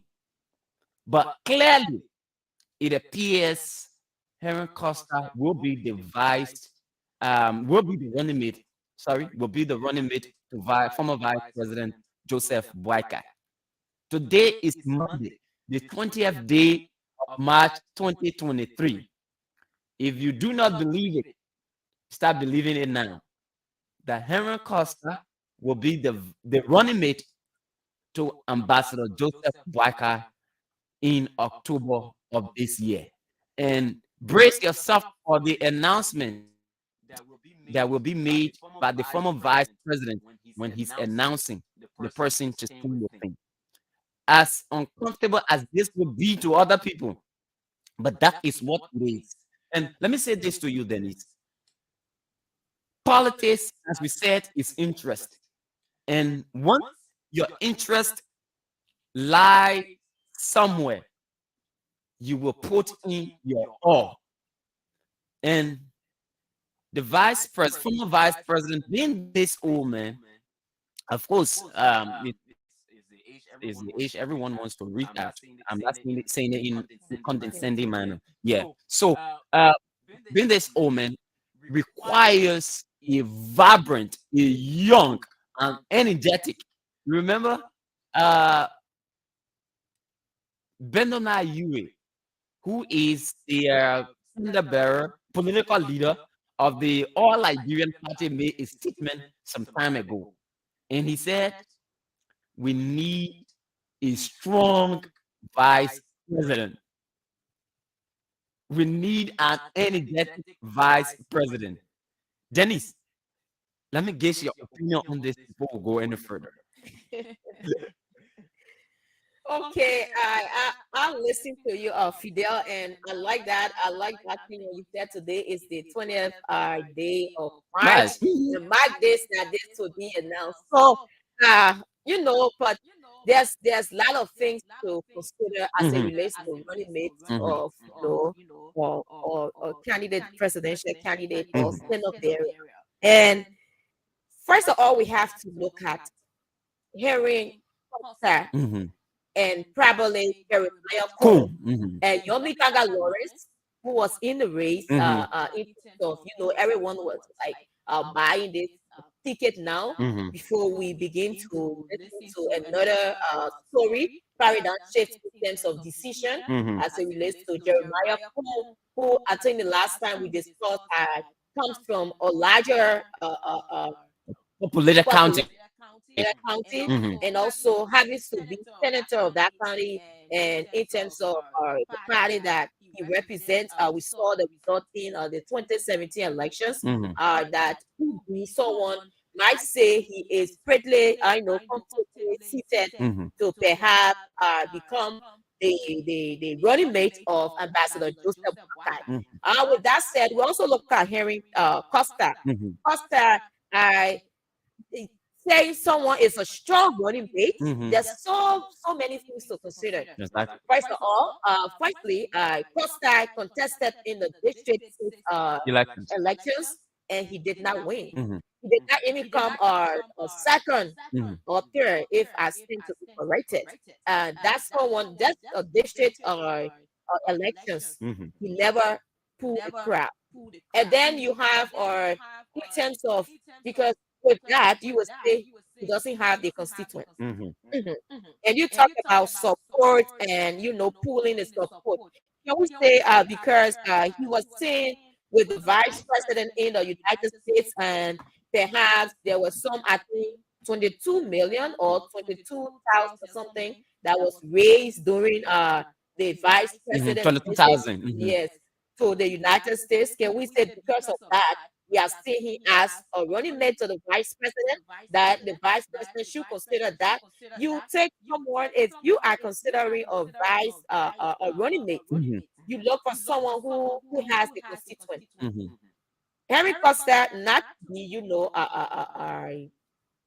bad about that, or perhaps in the way I say it. He's a political commentator, we all know. he will always pull, a reaction from the public because of where he sits and what he says as it relates to the well-being of Liberia. But do we think that this is enough for he to become the United Party thing? Do you think it is fair enough for that for him to become the vice or the running mate of Ambassador Joseph Boakai? Well, There are factors to consider. So with all of these, we cannot be, although we know that perhaps it may happen and they say there's nothing impossible as it relates to Nigeria, political spectrum or whatsoever. But looking at indicators that people consider in taking on or running mates are some of those things. And if we look at that, we can say he doesn't have the constituents. Okay. Perhaps with the relationship of the vice president, feel comfortable with him around and a vocal young man who, speak to issues and what have you, perhaps we can, look into that and say, yes, I need to take him because I feel comfortable with him and I think he has a future and he's a progressive young man, perhaps with that we can take him. But looking at the numbers, that's someone who, when we hear the name Costa in the 15 counties to be resonating with Liberians, I tend to, defer with that in terms of knowing that perhaps he has that number. Okay. Now, this is another thing that could happen, Dennise. Unity Party has the cash now, which they've been lacking for a long time. The cash is used as a factor in election. Look, when you say the other person say, "Oh, I give my support to this man, I give my support to that man," then not because he led a man, that because something else went in the background. Sure. So I am saying to you, all of us in Liberia are aware that Prince Johnson, being the kingmaker, has a way of doing his thing, and you and I may not have the proof. I mean, high evidence to indicate that. I mean, Prince Johnson, they can gain money before he gives support to people. But you remember the pay for play that has him right now under the radar of the U.S. government. The pay to play, and pay to play means I gave you something and you give me something back. And what he has been giving, according to the U.S. government, is giving votes in return for cash. So if that is his modus operandi, it means it's easier to infiltrate his camp. So now that this money is available to the Unity Party, a lot could go on in favor of the Unity Party. How does that work? Prince Johnson is paid to play. He's from the Movement for Democracy and Reconstruction, the MBR. He's already leaning towards the vice president. At this stage, there's not much he can do. Even if Jeremiah does not go as vice president, all they need is just the pay to play. I'm talking about the options that are available to the Unity Party if they were to have this cash in their hands. There are other political parties around. Of course, you can't go around the ANC. That no goes on there. But the Yumli faction of the Liberty parties is also leaning towards the former vice president. All right? So a little can go around. As bad as it is, we still have to talk it because that's what our political space is about. It's like, I mean, so a lot can go around. Get all these people, join the Unity Party, get support to the vice president. Henry Costa goes as vice president. All right? I mean, as running mate to the former vice president on the Unity Party ticket. All the highlanders in the Unity Party, they are made to understand that this man is the one who's bringing the cash. All right? He has lobbied for this cash to be available. So he has to be given the big part of the elephant meat. He has to be considered. Is he capable of being vice president? Of course he is. He has a master's degree. We will talk about the other things, how critical he has been about other people. But I'm saying to you, these are the practical realities that might be proffered by those from the Unity Party. That the former vice president could choose Henry Costa as his running mate. And we just talked to Jeremiah. Jeremiah, you know what? Just sit down some more. We need him money. Even if he join us, if we not get money, we will not win. That's the reality. If you join us, we not get money, you will not win. And we have been told that as a matter of fact, and we got these take information from our sources that in fact, through the instrumentality of this financier, Unity Party have already, procured vehicles for their campaign. So now that this process has gone this far, Dennise, pretty tell me, how can they be reverted?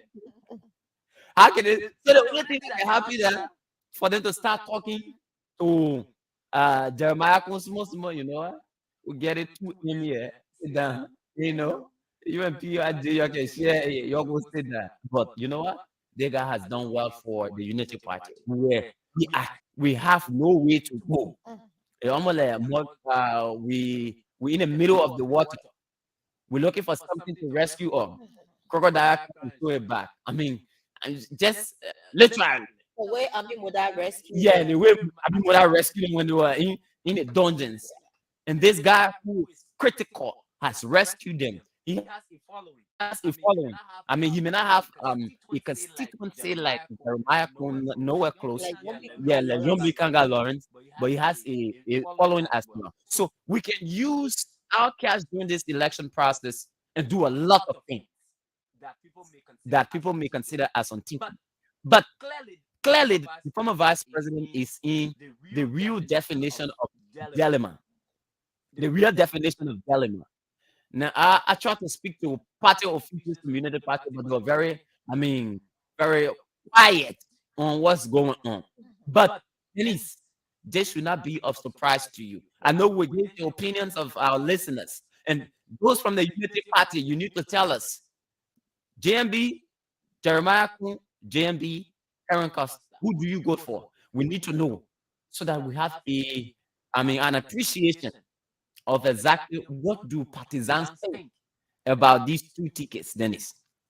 I think, yeah, you said it all, and I also said that based on my own opinion, and like from the onset, I always say that I saw a better ticket with the Yombi Kanga Lawrence and Joseph Waka. So now that the paradigm shift is, Nobody not in the picture again. I know you will say that, and in that whole instance, the thing about Henry Costa, for me, I always base my argument and my perspective on the facts in terms of what constitutes this, and I think he qualified anyone, as per our constitution, is qualified to become the running mate or vice president or president of the Republic of Liberia. But when we look at what constitutes that, to have the number, so the cash is okay. You can have the cash. That we were talking about the issue of voter inducement,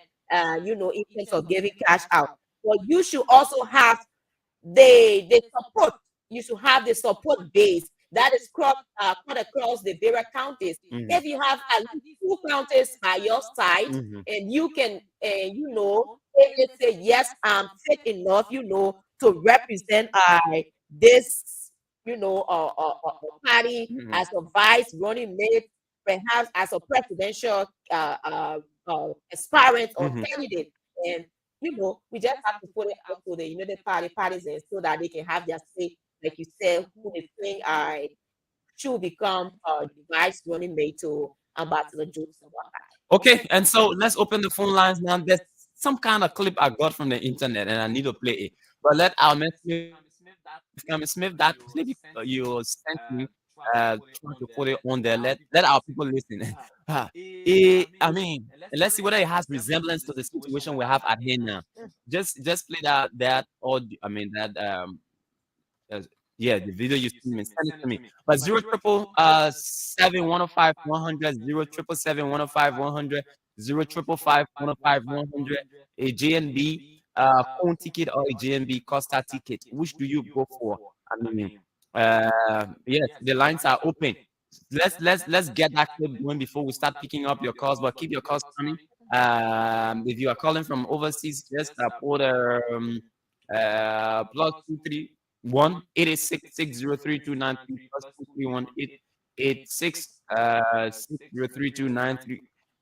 A Heron Costa phone ticket, or a Waka phone ticket, or a Costa JMB.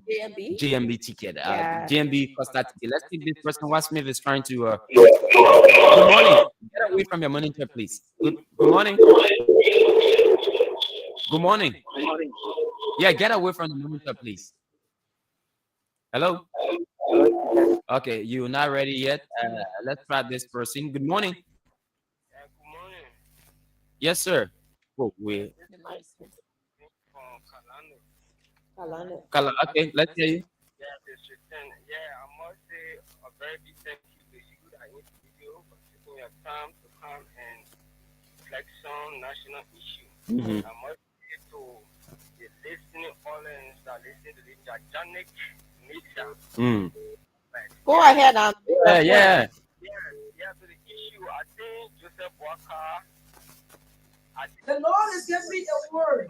Yeah, because my position is to vote for Unity Party.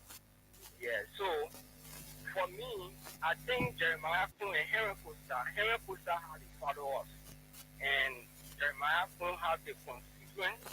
So I think for me, I would prefer Henry Foster because he is the hero in your reality track. So I prefer him. Thank you for putting me this down. Okay, you prefer Henry Costa. Let's take. I think you make your. Yeah, just say call JMB Costa and I like playing nothing small. Let's see. Thank you, Lord. But the word is giving me is for I'm Costa. not hearing it. Smith, I don't know. I'm seeing Costa walking. Let's and I'm seeing a huge crowd. Good morning. Beyond Costa. Good morning. I'm seeing Costa Yes, sir. walking. And I'm seeing Henry Costa walking. They made like a couple of radio to talk. And I'm seeing a huge crowd around him. Okay, just wait. Let's change this him line. for Take a this future. off. Let's change it quickly. There will be a I'll time be like clear. Liberia, You and know, Costa I will don't be the leader. I don't know Costa. take it up. I'm not into Take it. Yeah, let's use the 0555 105 100 number. In the meantime, while we're trying to sort it out. Good morning. God is telling me Hello. that Costa is Good morning. Yes, sir. Yeah, my name is Sebastian. He said you must speak his own people. Yes. JMB Costa will be much preferable than JMB ticket. Okay. Thank you very much. JMB Costa. 0555 105 100. 0555 105 100. 0555 105 100. We're trying to get the other line on, but just keep calling to that one, and let's hear you this morning. I don't know whether Smith has it here. Let's take this person. Good morning. Good morning. Oh, that person has gone off. 0555 105 100. Or let me just read this alternative line quickly. 0770 603293. This alternative line 0770 603293. Good morning. Good morning, Peter. Good morning. JMB Costa, JMB Kun. Yeah, I think my name is Jeremiah T, and I call you from Broadway. Okay. And I think JMB Costa will be great because Costa has proven to be a patriotic person. He has proven to be somebody who gets the country at heart. So Costa will be a good ticket. Okay. All right. Again, the alternative line is 0770 603293. We can use that one too. Yeah. Okay. That's the alternative line 0770 603293. 0555 105 100. 0555 105 100. While we sort this out, and keep your calls coming. We are gauging your view. JMB Costa, JMB Kun. Which do you prefer? I mean, you're coming up. You're coming up. You're coming up. But play that clip. What we sort this thing out.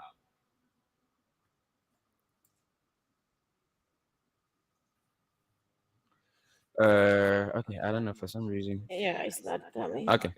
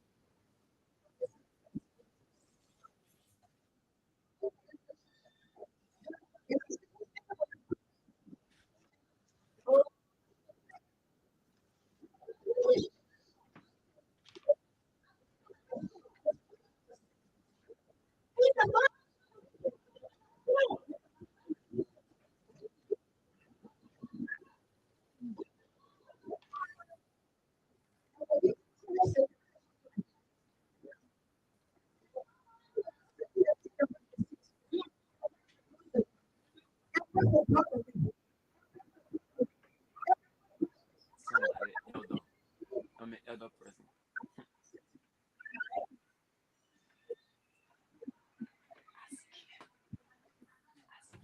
Okay, that's it there for you, Dennise.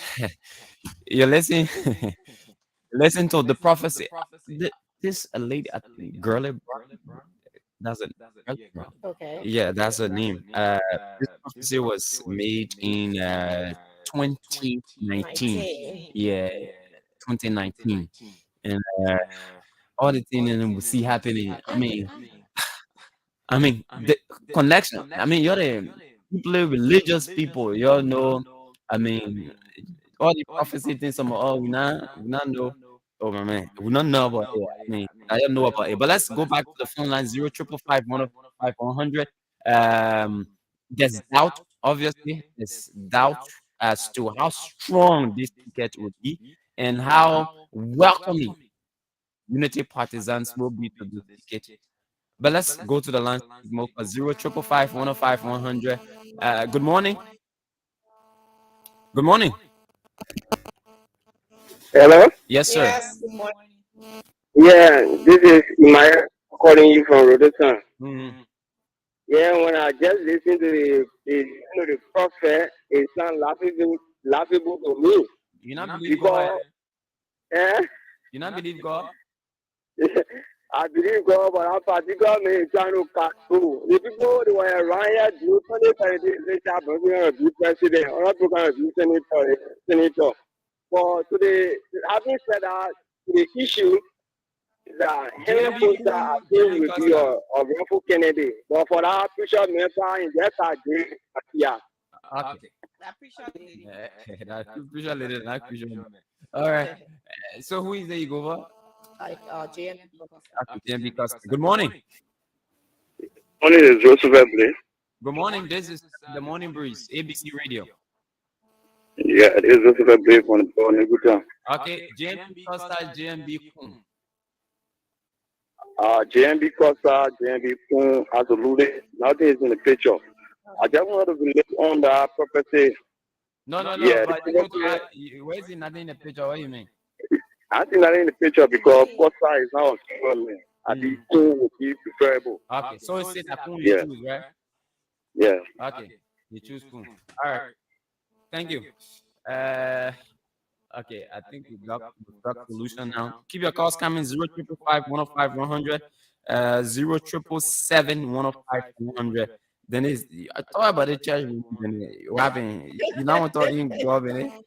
That one is not God. But if you listen to the prophecy is kind of, there's too many things inside.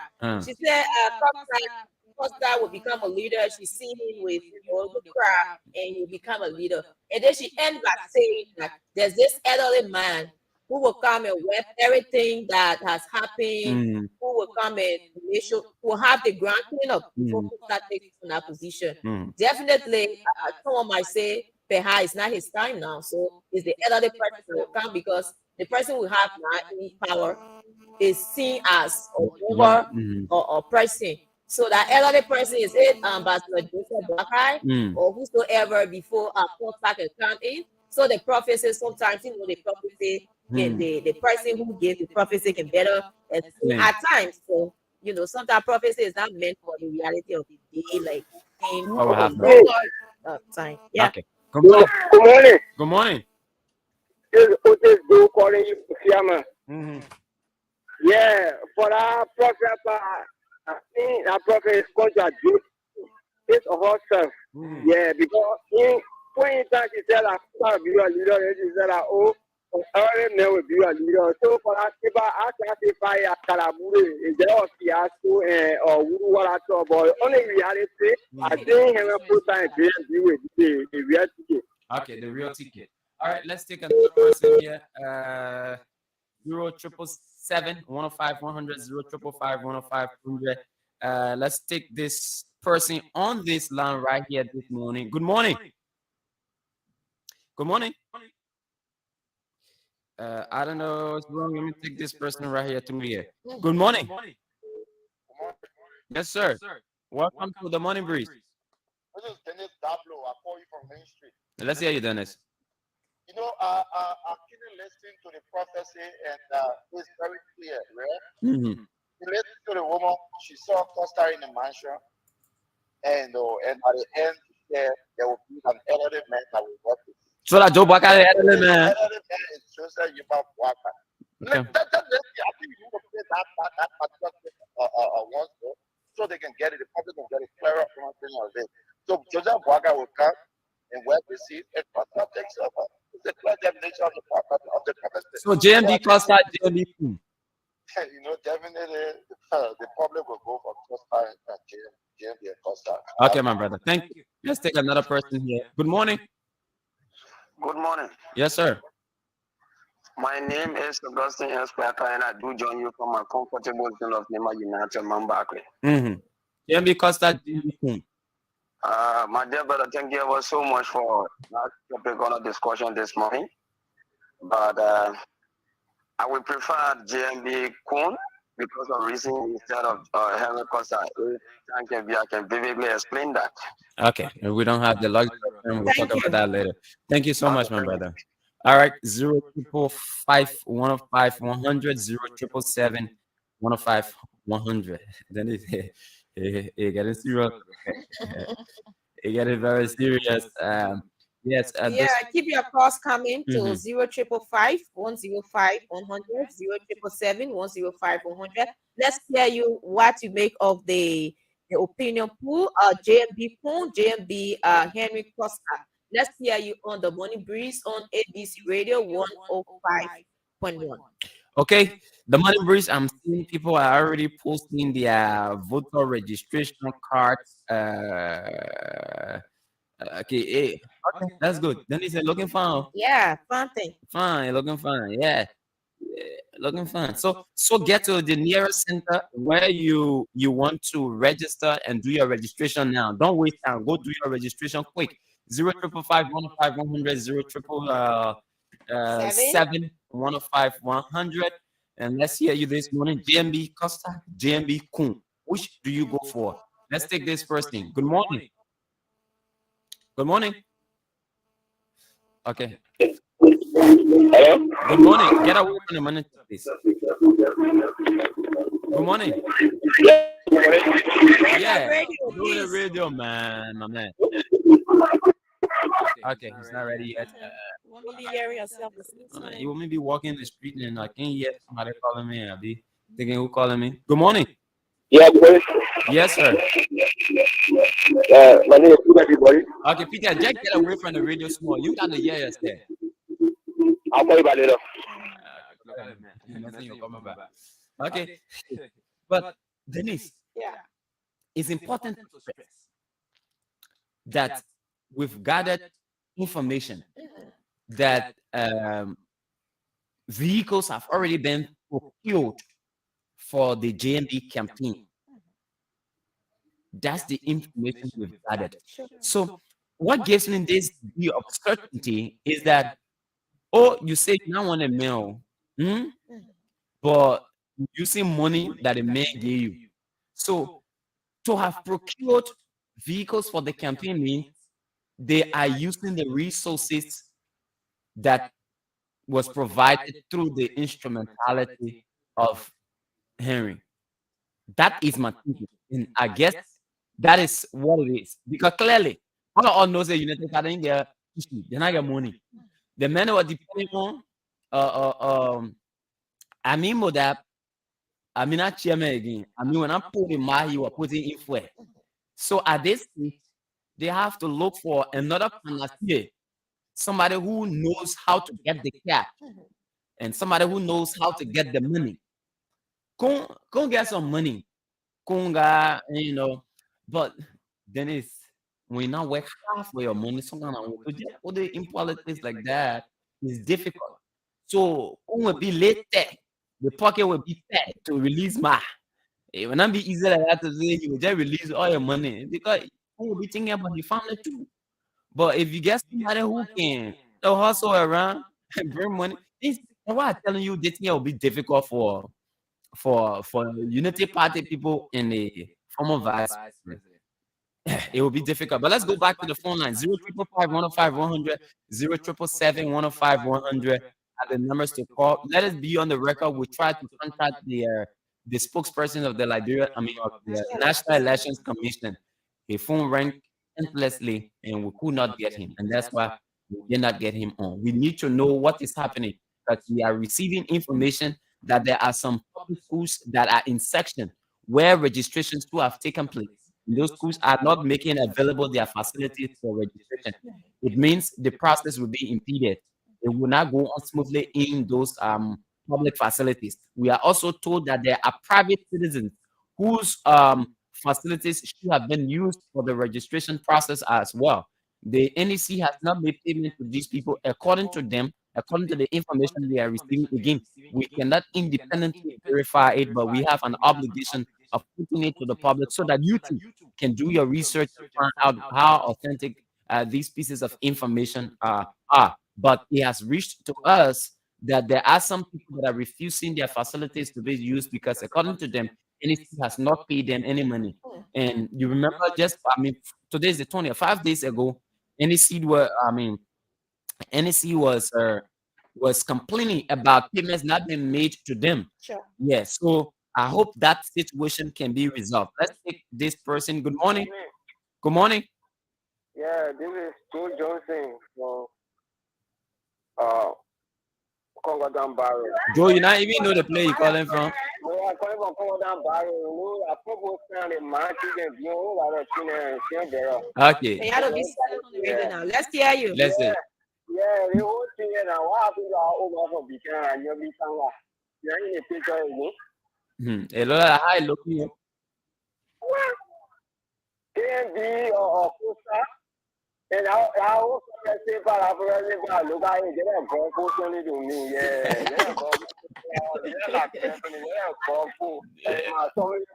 my man, that revert woman go yo. Yeah, go for it. Girl, bro, that revert woman go. I don't hear about this anymore. And what happened to her? I don't know. Yeah, 0555105 0777105. But that is the point at which the Unity Party is right now. GMB is in a state of dilemma. GMB doesn't have money. Everybody knows that clearly. And Jeremiah Kun may not deep into his pocket that deep. And so this issue of cash will definitely become a problem for Unity Party. Good morning. Good morning. Morning. Yes, let's hear you. Yeah, Dennise Nimpson. Welcome to the breeze. Thank you. Thank you so much, Dennise Nimpson. And thank you to the outfit. Wow, I joined from behind the current market communication of a I am pushed to call about the analysis. Dennise Nimpson. Yeah, you live. Go ahead. You just want to be holding you. Yeah, I'm pushed to call my analysis this morning. I can always listen to Mr. Foster. If in line, he will be waiting to run as far as presidential aspirant. But for now, he's not ready for it. But to bring Mr. Foster in the show, was to say, according to you, that it is the one making the instrumentality of what he is getting out to support his campaign. I don't think that it is 4-4. And I don't want you to do 2-4, then you start booting return or step out the return. I come in, Chief, I'm going closer from the time your own reference. I mean, even when you used to visit your reference, I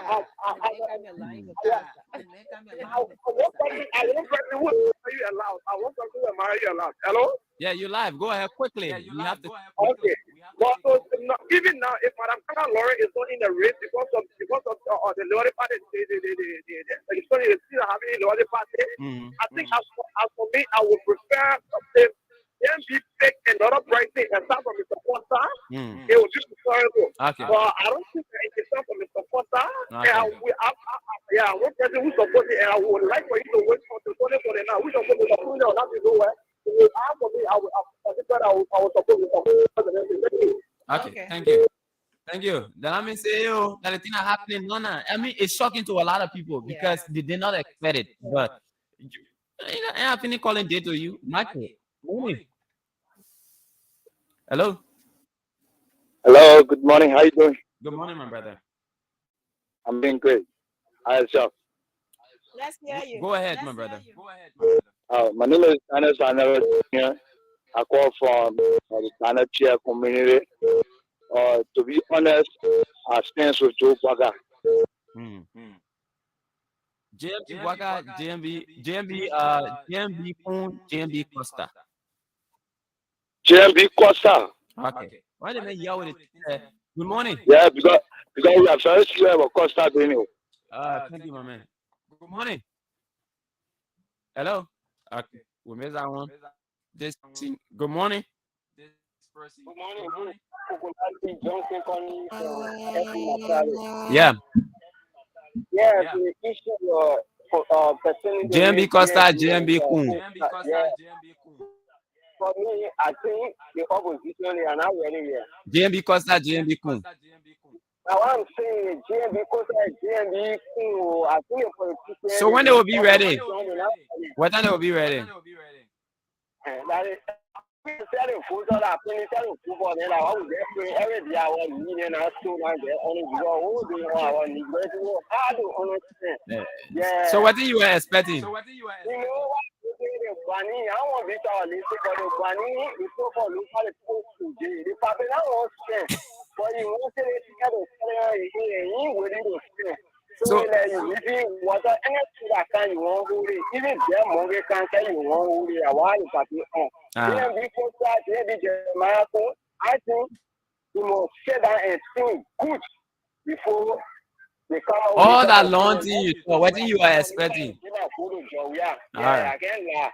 Okay. Yeah, thank you. Thank you, my brother. You make my own shot. The way you're looking now, you know that you're vote. Yeah, you're not getting time for that. But yes, I mean, you see, Dennise, this is unbelievable. You know, because even us on the radio, we did not see it as an option. It's clear. We did not see it. And at this point, there are still people who are in denial of exactly what's obtaining. And like I said, today is Monday, March 20th, 2023. Monday, March 20, 2023. Market. Today, market. Costa will be the force in it will be an option to will be an option. Option again, or will be on a ticket? No, option. When I say option, as the conversation is going on. It's already option. Yeah. Key option. So to me other part there. Key option. But market JNB will choose Costa as his running mate. Will choose Costa as his running mate. 0777 105 100 0555 105 100. Get this today and get it. Until thing changes, maybe at the last minute, but as it stands now, that it will happen. Good morning. The politics morning. Never. Good morning. Good morning. My name is Antonia Joseph once here. Yeah, let's hear you. For me, I would prefer Jeremiah Kun. Okay. But one thing I should say is this: we are not confused. And no situation I'm required to make people confused. Position are not confused.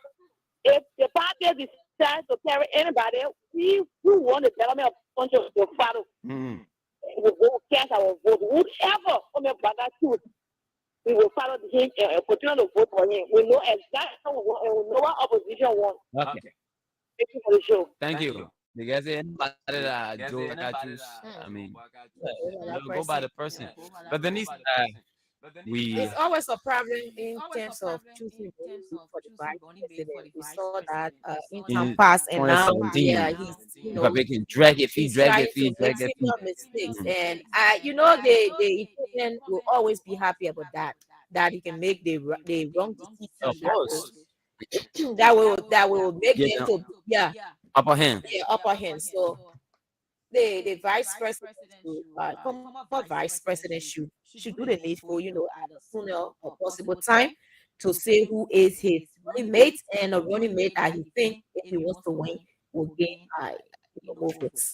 Okay, so this conversation will continue and we expand on it tomorrow. Maybe we'll get strong pieces of evidence that will present to you that will make you believe that the thing that we're talking about. Look, you see, let me tell you about what politics is like here in this part of the world. There are lots of things that can happen in a twinkle of an eye.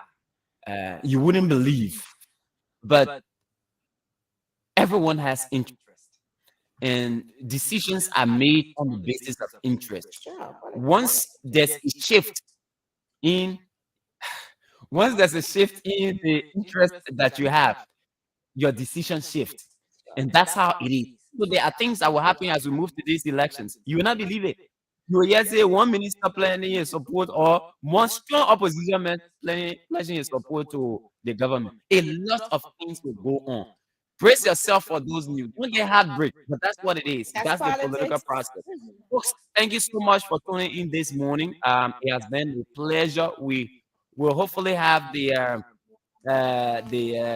Secretary General of the Unity Party here tomorrow morning to sit with us on the morning breeze, and he will be our prime guest tomorrow. Dennise, we have to go. You already showing me that. Sure. Okay, folks, do have yourselves a pleasant Monday. Remember, stay away from trouble. Go out there and get registered. Do not double register. It is a bad thing. If you see government official, they corrupt, you too have to stop being corrupt, and that is by registering just in the time. Have yourself a good day. Bye bye. Okay.